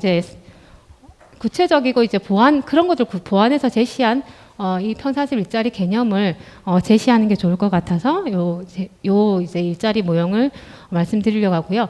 여기서는 지금 보시면 개인적 지자체 국가적 차원으로 이제 개념을 다원화해서 제시하고 있습니다. 개인적 차원에서는 현대의 그 인생 100세 시대와 장수 시대의 맥락에 맞춰서 본인들이 이제 일자리를 획득하거나 유지하거나 창출하기 위한 이런 경제 현상과 고용 가능성과 관련된 일자리를 개인적 차원의 일자리로 제시를 하고 있고요. 지자체 차원은 지역 주민들을 대상으로 하는 지역사회 기반의 사회적 일자리라고 되어 있습니다. 그리고 국가적 차원은 모든 국민이 평생학습을 통해서 지식의 생산적 소비적 가치를 창출해서 그들이 이와 관련된 재능과 역량을 사회 문화 경제적 가치로 활용하는 창조적 일자리라고 제시하고 있습니다. 이 개념들을 총 7가지로 제시하고 있는데요. 여기에서 유형에서도 보시면 아시겠지만 그러니까 평사습 일자리의 목적과 가치를 명확하게 하고 있고요. 그리고 여기서 수입 형식이라는 것들을 제시하고 있습니다. 그래서 어떠한 수입 형식을 갖고 있느냐에 따라서 어떤 일자리로 우리가 이해할 수 있느냐라는 것들을 알 수 있어서 그 모형을 제가 여기서 이제 제시를 했습니다. 생애 전환형 일자리는 보시면 개인의 어떤 생애적 고용 가능성을 증대하기 위한 목적으로 이루어지는 일자리다. 거기서 수입 형식은 기능적 근로임금에 해당되고요. 사례로는 제시되는 것들이 재취업 일자리, 경력 단절 여성 일자리 이런 것들이 해당이 됩니다. 그리고 자활학습형 일자리는 경제적 자활 능력을 개발하기 위한 목적으로 이루어지는 것이고요. 여기서 학습복지 자활금이라는 수입 형식을 만들어지고 있습니다. 그리고 실천 공익형 일자리는 우리가 평생 학습 현장에서 가장 많이 보는 일자리입니다. 활동적 시민 자본을 확산한다는 목적에 의해서 이루어지는 일자리인데요. 시민 활동 공익 임금이라고 되어 있는데요. 저희가 공익적으로 이제 실천하는 그 평생학습 매니저나 이런 것 같은 게 실천 공익형 일자리, 여기 해당 사례가 됩니다. 그리고 지식 창업형 일자리는 창조적 지식 산업 경영이라는 목적에 따라서 지식 경영 사업 수익을 발생하는 일자리에 해당되고요. 그리고 시민 지식형 일자리, 학습 시장형 일자리, 전문 현장형 일자리 이렇게 있는데 자세한 사항은 내용을 참고해 보시기 바랍니다. 네, 평생학습 일자리에 대해서 개념만 설명을 드리면 사실 이게 실제 사례에 존재하는가라는 생각들을 할 수 있을 것 같아서 이 개념 모형에 맞는 사례들을 조금 제시를 했습니다. 그 사례가 정확하게 맞아떨어지지는 않을 수도 있지만 그런 목적과 가치, 그런 수익금, 그러니까 목적과 가치에 맞는 그런 사례에 맞는 그런 것들을 좀 제시하려고 노력했습니다. 그것을 감안해서 같이 봐주시면 좋을 것 같습니다. 네, 생애 전환형 일자리는 앞서서도 얘기한 것처럼 생애적 고용 가능성 증대라는 부분을 이제 염두에 두고 기능적 근로임금이라는 형식의 수익을 창출하는 일자리입니다. 그렇다 보니까 여기서는 어린이집 푸드 매니저 양성과정이라는 사업이 있는데요. 경력 단절 여성들의 재취업을 위해서 푸드 매니저를 일하는 역량을 개발해서 실제적으로 어린이집에 그분들이 이제 취업을 해서 기능적 근로임금 형태의 수입을 받은 사례라고 보시면 되겠습니다. 이 사례에서는 이걸 성공적인 사업을 추진하기 위해서 YWCA라는 여성인력개발센터와 연계해서 이 사업을 추진했습니다.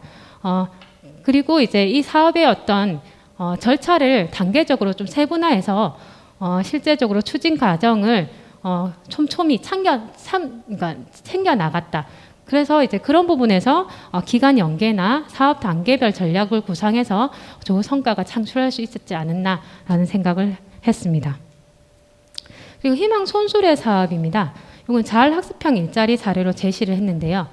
자활학습형 일자리 사업은 아까 학습복지 자활금 형태의 수입이 창출된다라고 말씀을 드렸습니다. 여기는 취약계층을 위한 그런 대상으로 주로 하는 일자리인데요. 여기서 희망손수레 사업 같은 경우에 주요 내용도 보시면 교육 취약계층을 위한 자활학습 사업 일자리로 바리스타 자격증을 취득했습니다. 그래서 바리스타 자격증을 취득해서 이분들이 이제 실제로 그분들의 어떤 활동을 할 수 있도록 실제 이제 카페라는 이제 그 인프라를 구축해서 이 사업을 이제 을 했습니다. 그래서 그런 부분 인프라를 구축해서 계속적으로 이분들이 이제 이런 그러니까 학습복지 자활금 형태의 수익을 계속적으로 받을 수 있도록 했다는 부분에서 그러니까 사업 그런 부분에서 이제 성공적으로 추진이 가능하지 않았을까라는 생각이 듭니다. 네, 그리고 실천 공익형 일자리입니다. 공익적인 어떤 실천에 필요한 것들을 이제 가르쳐서 실제로 이제 시민 활동 공익 임금 형태의 수익을 창출하는 일자리다. 통일지기 양성 과정이 있는데요. 통일지기는 우리가 이제 다른 나라에도 없는 남북 분단이 이제 돼 있는 이런 상황을 통일이라는 이런 가치를 실제로 학습자들한테 이제 알리기 위해서 이런 통일지기를 양성해서 실제로 활동적 시민 지식 자본을 확산할 수 있도록 하기 위한 사업이었다라고 생각하시면 되겠습니다. 이것들은 어떻게 보면 그 지역적 상황과 그 정책들과 연계된 사업으로 이해를 하시면 되겠습니다. 네, 지식 창업형 일자리입니다. 요거는 마을 공정 여행이란 사업이 있었는데요. 그러니까 학습자들이 이게 마을 공정 여행가를 양성을 해서 실제적으로 사업 수익 형태의 수익을 창출했습니다.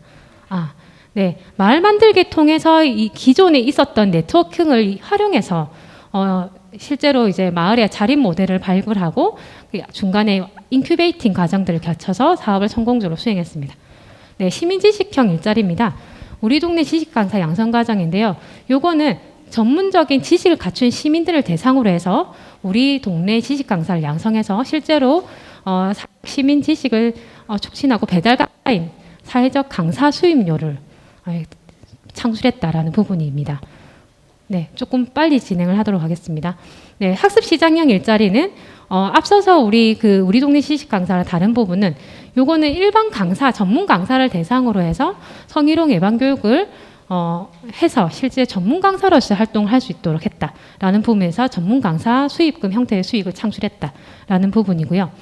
그리고 전문 현장형 일자리는 요거는 조금 다른 개념으로 이해할 수도 있겠지만 기존에 저희가 전문 민간이나 공공 시장형의 평생교육기관에서 근무하는 평생교육사라는 전문 기관의 담당 관계자들이 있습니다.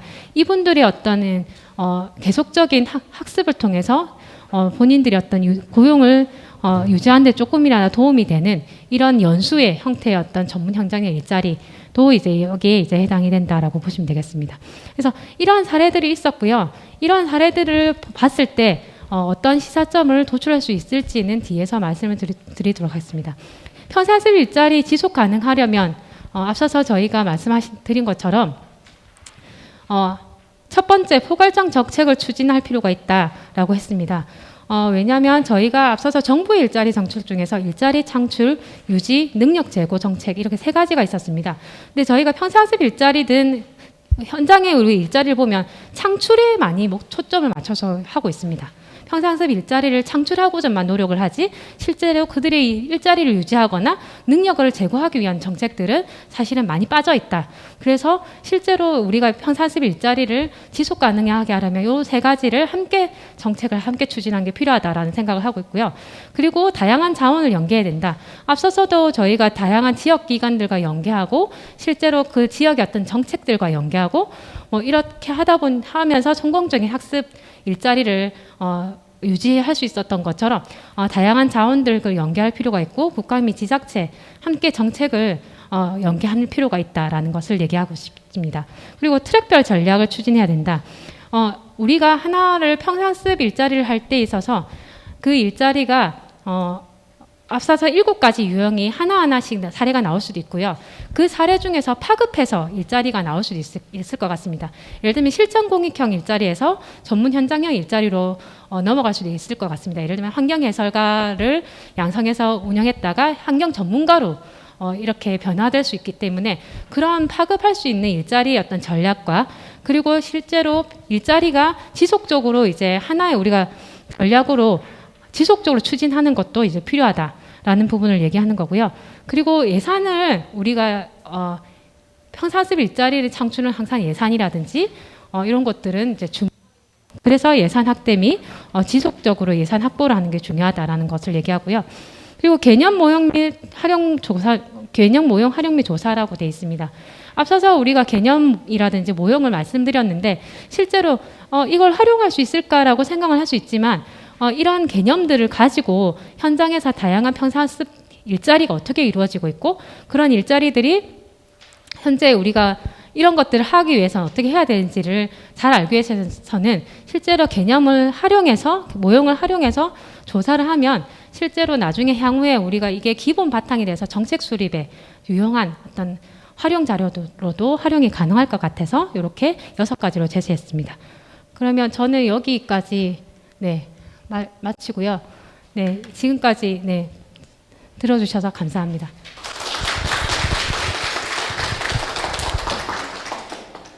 고용화 팀장님 감사합니다. 지금까지 가능을 키워드로 기조 강연과 3번의 기조 발표가 있었으며 이어서 2부 자유토론 시간으로 넘어가게 되었습니다. 그러면 지금부터 우리 온라인상에서 많은 질문이 들어왔습니다. 또 현장에 참석하신 분들도 질문이 있을 것 같고, 그래서 지금 저한테 주어진 시간이 20분이니까 온라인에서 들어온 그 질문들에 대해서 그 주제 발표하신 선생님들께서 5분 정도씩 종합해서 이렇게 말씀해 주시고, 나머지 5분은 우리 여기 참석하신 선생님들 중에서 한두 분 이렇게 질문 받고 마치도록 하겠습니다. 먼저 박동열 박사님께서 답변해 주시면 고맙겠습니다. 네, 저한테 질문을 주신 분은 세 분이 주셨습니다. 간단하게 한 4분 내로 말씀을 드리겠습니다. 먼저 신규 진입자는 통계상으로 나와 있는 거는 청년과 관련된 부분을 강조했습니다. 근데 저희가 좀 더 확장적으로 본다 그러면 그 타 직무로 전직을 희망하는 성인 학습자 또한 어떻게 보면 신규 직무자라고 직무 진입자라고 볼 수 있기 때문에 이분들을 위한 그로 좀 대상을 확대할 필요가 있고요. 이분들과 관련해서 평생교육에서 특히 직업능력 향상 교육에서 지자체의 역할이 굉장히 강조되고 있습니다. 그래서 자료 중에 34페이지하고 35페이지를 보시면 신규 직무 진입자가 지역에 안착하기 위한 그런 사례 중에 부천시에서 하고 있으시리라고 생각되지만 제가 좀 주의 깊게 봤던 사례가 문경시에 있는 지역정착 맞춤형 계약학과라고 하는 부분입니다. 이 부분이 왜 중요하냐면 지자체는 조례가 만들어지지 않으면 운영되기가 굉장히 어렵습니다. 그래서 이런 지자체의 역할을 평생교육과 관련해서 역할을 강조하기 위해서는 문경시에 하는 것처럼 지역정착 맞춤형 계약학과 조례를 만들어서 하듯이 이런 조례화와 관련된 작업이 필요하고, 이걸 통해서 자연스럽게 지자체에 있는 굉장히 많은 지원 사업들이 있습니다. 이런 부분들을 평생교육과 연계시켜서 갈 수 있다는 측면에서 굉장히 중요하다. 다만 앞에서 그 황현주 박사님께서 말씀하셨던 것처럼 교육만으로는 이 문제를 해결하기 어렵다. 그래서 34페이지의 그 내용을 보시면 신규 직무 진입자가 지역에 정착하기 위해서는 문경시 사례처럼 문경대학교의 교육비와 관련된 지원뿐만 아니라 정착을 위해서는 주거와 취업, 의료, 문화, 자녀교육까지 이게 다 연계돼야지만 안착이 될 수 있습니다. 그렇게 하기 위해서는 지자체 내에 관련된 사업이 많이 있습니다. 이게 연결이 잘 안 되고 있기 때문에 이 부분을 어떻게 연결할 것이냐와 관련된 사례를 마을교육 공동체를 통해서 주관을 해서 갈 필요가 있다라는 생각이 들고요. 그런 맥락에서 두 번째 질문인 사회적 마을 기업과 관련돼서 제가 기회가 있어서 이탈리아와 영국과 관련된 협동조합 기업들을 리뷰를 했는데, 가장 첫 번째는 우리나라에도 협동조합 기업이 잘 돼 있는 데가 굉장히 많이 있습니다. 농협협동조합, 그 다음에 한살림처럼 이러한 유통과 관련된 부분들, 이런 것들이 많이 돼 있는데, 여기에 잘 되고 있는 그 내용을 보면 네트워크가 가능하다는 겁니다. 이탈리아나 영국에서도 보면 쿱이라고 해서 이런 쿱을 묶어주는 그런 협의회가 있습니다. 이 협의회를 운영하다 보니까 또 뭐가 필요하냐면 사회적 파트너십 쿱이 또 필요한 겁니다. 그래서 그 나라의 이탈리아나 영국에서는 이런 사회적 파트너십 협동조합과 관련된 부분을 위원회를 만들어서 운영되고 있는데, 이 역할을 하는 게 지금 우리나라에 없습니다. 그래서 저는 평생교육기관이나 평생교육사들이 이런 부분의 역할을 좀 더 갈 수 있도록 하는 부분이 필요하고, 제가 아까 말씀드렸던 마을교육 공동체 중에 대학이 사실 이런 거를 하려면 약간 죄송스럽지만 권위적인 부분이 좀 있어야 됩니다. 위상과 관련된 부분. 그래서 고등교육기관과 관련된 부분을 어떻게 연계해서 갈 것인지가 굉장히 중요한 부분이다라고 말씀을 드리고요. 그 다음에 마지막으로 공급이 수요를 창출할 수 있느냐. 이거는 기술 혁신을 위한 지역교육 공동체에서는 기술 혁신을 통해서 가능합니다. 근데 만약에 그런 게 어렵다 그러면 아까 말씀드렸던 사회적 경제 기반한 협동조합과 관련된 부분들이 교육을 통해서 지금 황현주 박사님께서 말씀하셨던 그런 일자리와 관련돼서 연결하는 것뿐만 아니라 창출까지 가능하다라는 부분입니다. 실제로 예를 들어서 그 체인점 중에 예를 들어서 LS 20 이렇게 나가는 부분이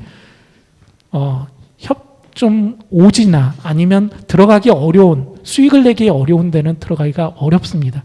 그렇지만 협동조합 기업을 통해서 그런 부분들을 충분히 할 수 있는 부분이 있기 때문에 그런 부분들이 오히려 일자리를 창출하는 측면에서 굉장히 중요한 부분이고, 다만 우리나라 협동조합 기본법에 보면 기본이 신뢰라고 하는 부분이 있는데 이거를 우리가 아직 형성하지 못하고 있는 부분이 있습니다. 이 신뢰와 관련된 부분을 평생교육기관에서 좀 더 조직을 협의해서 그런 부분들을 대학과 연결해서 갈 수 있는 부분을 한다 그러면 굉장히 중요한 부분이 될 수 있고, 제가 이제 혹시 그 핸드폰으로 대전 누구나 정상회담이라고 하는 부분을 쳐보시면 부천시도 하고 계시겠지만 굉장히 파워풀하게 RCC처럼 지역의 현안 문제를 지역 주민이 자연스럽게 참여하게 하고 그것에 대한 고민들을 할 수 있고 과제를 도출할 수 있게 이렇게 만들었습니다. 지원금은 커피값만 주고 있습니다. 이 부분은 저희가 지자체, 특히 기초자치단체에서 해당되는 이런 현안 문제를 가지고 교육과 일자리 이런 부분하고 연결시킬 수 있는 좋은 사례이기 때문에 그걸 한번 와주셨으면 하는 말씀을 드리면서 이것으로 답변을 마치도록 하겠습니다. 예, 질문을 많이 주셔서 감사드리고요. 일단 제가 받았던 질문은 이제 워낙 교육 이후에 일자리까지의 주급의 계곡이 있다 보니까 그러면 이 역할을 평생교육사가 할 수 있느냐. 저희 재단은 이제 일자리 팀이 있었으니까 일자리에서 했었는데 그런 장단점이 무엇이냐라는 하는 질문이 있었는데요. 이게 그 어떤 부처만의 협업 문제만 있는 게 아니라 사실은 한 재단 안에서도 일자리와 교육이 나눠짐으로 그 일자리를 수요를 발굴하고 일자리를 지원하는 것은 그 경력자라든지 전문성을 갖고 있는 사람들이 또 지원을 하지만 어떤 교육이라든지 촘촘한 체계를 만드는 부분에 대한 또 뭐랄까 한계점이 있다 보니까 또 이제 일자리와 교육이 나눠져 있어서 그 벽이 좀 있었어요. 그래서 과거 재단이 이제 한 6년간 일자리 팀, 교육 팀 이렇게 나눠져서 교육이 좀 따로, 일자리가 따로 이렇게 갔었거든요. 근데 제가 아까 사례로 보여드렸던 커뮤니티 사업이라든지 뭐 강사를 양성한다든지 이런 건 대부분 교육팀에서 진행을 해왔었던 일입니다. 그래서 조금은 교육팀이 직접적인 일자리 사업은 아니라 이 촘촘한 지원 체계를 만드는 것에 대한 아이디어나 전문성은 좀 더 있었어요. 근데 이제 그런 부처 간뿐만 아니라 이 같은 회사 안에서도 팀 내에 벽이 있다 보니 지금은 사실 팀을 없애고 캠퍼스 팀이라는 이름 하에 그 안에서 상담과 교육과 일자리, 사회공헌이 다 일어날 수 있도록 그렇게 구조를 갖췄습니다. 근데 제가 경험한 바에 의하면 평생교육은 평생교육의 전문성이 있고 일자리 지원은 또 일자리 지원의 전문성이 있다라고 보여지긴 해요. 그러니까 장단점을 잘 얼마나 녹일 수 있느냐가 관건인 것 같고, 같이 연동되는 질문 중에 하나가 그러면 이러한 장치들이 어떻게 그러면 구현이 되는 것이 좋겠느냐, 그다음에 모든 지방자치단체가 그런 구조를 만들려면 얼마만큼의 예산이라든지 인력이 있어야 하느냐, 이런 질문을 하셨어요. 그리고 그게 50+ 재단만큼 다른 지방에서 확대된다고 했을 때 가능하겠느냐, 굉장히 좋은 말씀이시고요. 이런 종합적인 지원 체계를 하는 건 쉬운 일은 아닙니다. 특히나 공공의 영역에서는 교육이면 교육, 일자리면 일자리, 이런 식의 기능과 기능에 맞는 성과를 더 원하기 때문에 어떻게 하면 종합적인 서비스를 통해서 이 체제를 만들어 날까가 사실 관건이고, 저희 재단도 그래서 사실은 인생이무장 지원 조례에 의거했다가 사실은 그 조례를 폐지하고 노후지원법이 개정이 됐어요. 그래서 국가보건복지부에서 하고 있는 노후지원법이 올해 개정이 됐기 때문에 개정된 법에 의하면 각 지자체가 그 광역 노후지원센터와 지역 노후지원센터를 신설하도록 되어 있습니다. 서울시 같은 경우에는 저희가 워낙 6, 7년의 경험이 있기 때문에 광역노후지원센터를 운영하고 그 인생이모작 지원 조례를 폐지하고 노후지원 관련된 조례를 만들 지금 준비 중에 있어요. 지금 시의원님 앉아 계시니까 말씀을 드리는데, 그러다 보면 좀 더 종합적인 지원 체계가 상담, 교육, 어떤 사회공헌, 기존의 보건복지부에서 했었던 노후지원 체계보다는 저희가 훨씬 더 촘촘하게 지원을 할 수 있을 거라고 보건복지부에서도 그 기대하는 바가 있습니다. 그래서 진행을 하고 있고, 또 질문 중에 하나가 그래서 재단 말고 이런 광역단체 말고 지방자치단체에서 성공한 사례가 있느냐라고 말씀을 하셨는데, 저는 그것이 훨씬 더 효과적일 거라고 보입니다. 그리고 저희 재단과 캠퍼스 말고 자치구에 12개의 지금 센터가 개관을 했는데 굉장히 오래된 센터들도 생겼어요. 그래서 노원이라든지 영토 같은 경우는 구에서 하는 단위 사업을 이제 이행을 하면서 훨씬 더 촘촘하게 진행을 하죠. 저희 재단이 오히려 저 무게가 덩치가 크기 때문에 사실은 지역 주민들에게 직접적인 서비스를 하는 것에 오히려 한계가 있을 수 있고, 구 단위에서는 굉장히 많은 중장년들이 이용을 하면서 자원봉사 활동이라든지, 또 대신에 재단에서 공원형의 사회공헌형의 보람 일자리 사업들을 예산을 받아서 이제 많이 이제 나눠주게 되면 그런 부분에 동참하면서 사업적인 효과는 훨씬 더 크게 진행될 거라고 저는 보여집니다. 그래서 이렇게 말씀을 드리면 답변이 될 것 같아서 이상 마치도록 하겠습니다. 고맙습니다. 구 박사님. 네, 일단 제가 질문을 3가지를 받았는데, 한 가지는 일단 제가 사례를 잘 이렇게 제가 판단하기 힘들어서 일단 다른 분께 요청을 좀 드리려고 합니다. 그중 2가지를 먼저 말씀을 드리면요. 첫 번째 의견이 프로그램이 단발성 비중이 많고 진로나 취업 연계 서비스 비중이 적어서 아쉽습니다라는 의견이 있었습니다. 일단 제가 여기 그 사례로 제시된 것들은 실제로 이제 그 단일 사업으로 이제 이루어졌던 것들을 주로 사례를 발표하긴 했는데요. 여기 제시된 평생학습 일자리라는 개념은 일반적 일자리의 개념과 비교했을 때 학습이라는 부분들이 더 포커싱이 돼서 그 이후에 이런 기본적인 경제적인 부분을 감안하지 않는다는 게 아니라 경제적인 부분들도 있지만 실제적으로 사회적이고 이런 문화적이고 이런 것들은 그런 가치에 더 초점을 맞춰서 하는 일자리가 맞는 부분이 있고요. 그리고 이런 부분들에서 추진할 때도 실제로 진로나 취업 연계 서비스도 함께 추진하는 경우가 많습니다. 사례를 아까 말씀드리는 것들은 이제 얘기를 하다 보니까 시간의 이제 관계상 여러 가지로 말씀을 조금 자세하게 못 드렸는데요. 앞서서 저희가 어린이집 푸드 매니저 양성과정 같은 경우에도 실제로 경력단절 여성들을 대상으로 이런 푸드 매니저 역량을 개발해서 했지만 그 안에서 진로나 취업에 대한 부분들을 연계를 하기 위해서 앞서서 말씀드린 것처럼 YWCA라는 여성인력개발센터와 연계를 해서 이런 취업을 추진한 것처럼 평생학습 일자리 또한 단순히 지자체에서 본인들이 우리가 매니저들 양성해서 아니면 해설사를 양성해서 본인들이 활용하는 이런 것들을 넘어서 실제로 다른 직업 취업이나 이런 연계 서비스도 함께 추진하고 있다라는 것들을 말씀을 드리고 싶고요. 앞서서도 말씀드린 것처럼 2번째 이제 질문 중에서 하나가 그 평생학습 일자리는 우리가 통상적으로 사용하는 경제적 충족 일자리와 개념부터 좀 다른 듯합니다. 용어 확립부터 새로워야 하지 않을까 싶습니다라고 돼 있는데요.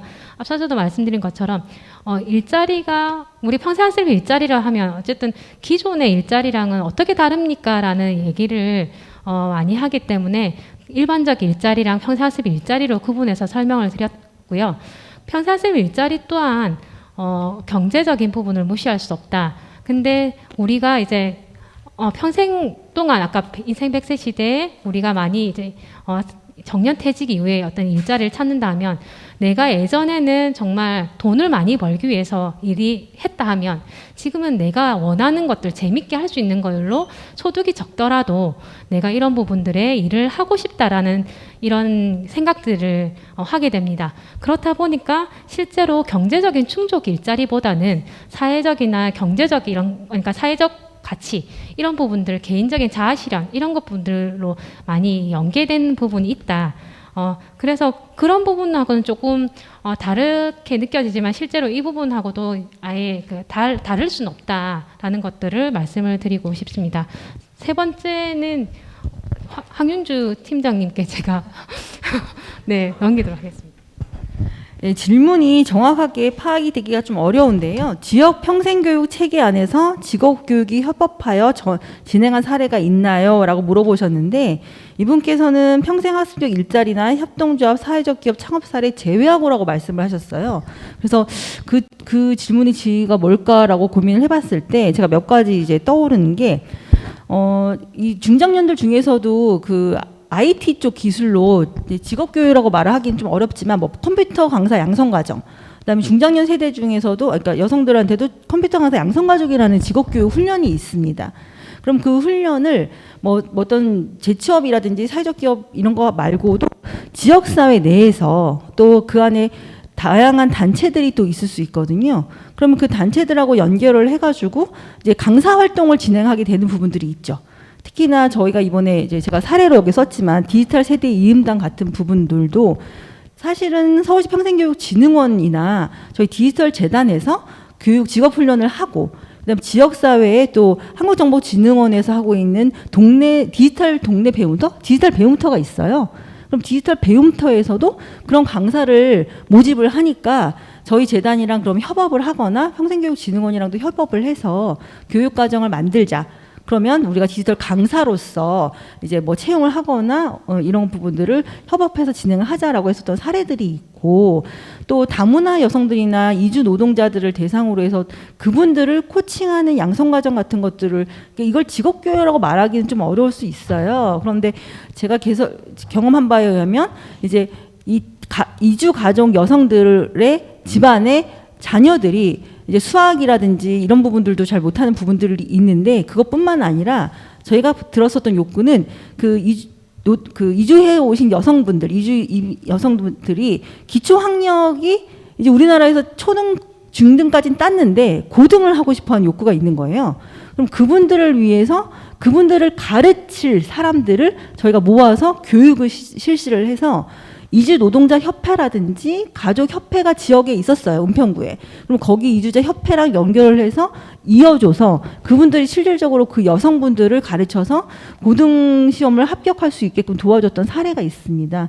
이런 사례들은 이제 어떤 보면 국가가 다 책임질 수 없고 민간에서는 어떠한 또 자본적인 이득이 되지 않는 부분들을 조금 이해상충하는, 그러니까 이런 부분들 도와주고 상호 보완했었다는 데서 의미가 있다라고 판단이 됩니다. 질문이 있으신 분들을 한 두 분 정도만, 먼저 손 드신 선생님 본인 소개하시고. 예, 안녕하십니까. 저는 유한대학교에서 평생교육을 담당하고 있는 박종규라고 합니다. 오늘 이렇게 부천시 평생학습센터에서 이런 자리를 마련해서 진심으로 감사하고요. 제가 지금 얘기하고 싶은 것은 지금 앞에 있는 황윤주 박사님이나 고영화 박사님께서 얘기하신 게 모든 게 지금 2년 전, 3년 전에 다 이루어졌었어요. 사실 이게 지금 갑자기 이루어진 게 아니라 우리 유한대학교에서 부천시와 함께 인생학교라는 큰 거를 하고 있었거든요.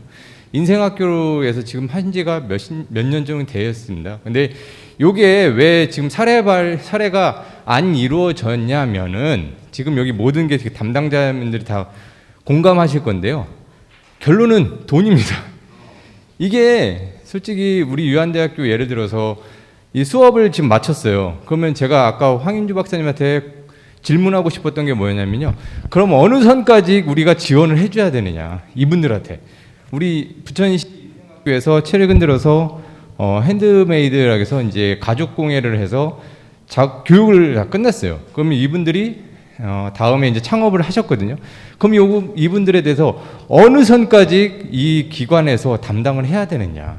그러면 이 다음에 아까 말씀하신 뭐 여러 그 일자리 팀이 있고 뭐 이렇게 있다고 하지만 여기에 우리 담당자님들 다 공감하시는 게 이분들이 와서 그 다음에 뭔가를 요청을 할 때 동아리를 하고 싶어요. 아니면 뭔가를 장소를 저희 유한대학교 같은 경우는 동아리며 장소 같은 거 다 되어서 지금 말씀하신 황인주 박사님하고 말씀하신 다문화 가족 지원 센터하고도 그 사례도 있습니다. 근데 그 다음 단계를 못 나가요. 요게. 그래서 이게 지금 의원님도 지금 와 계시지만 제가 건의드리고 싶은 거는 유한대학교에서는 다 준비가 되어 있습니다. 사례를 한번 부천시하고 한번 해봤으면 좋은 게 그 다음을 나갈 수 있는 그런 발판을 좀 마련해 주시면 정말로 오늘 요 말씀하신 일자리 창출이 과감히 이루어질 거라고 판단이 됩니다. 근데 요게 아까도 얘기했지만 3년 전, 4년 전부터 다 이루어졌었어요. 근데 그 다음 단계를 못 나가고 있어요. 네, 진짜로. 알겠습니다. 네, 우리 의원님 준비되셨을 것 같아요. 네, 제가 지명하겠습니다. 의원님 말씀해 주십시오. 네, 장성철 의원입니다. 오늘 정말 그 좋은 어떤 토론회가 되는 것 같은데요. 이제 아까 결국은 그 예산이 또 문제가 된다라고 말씀을 해주셨는데요.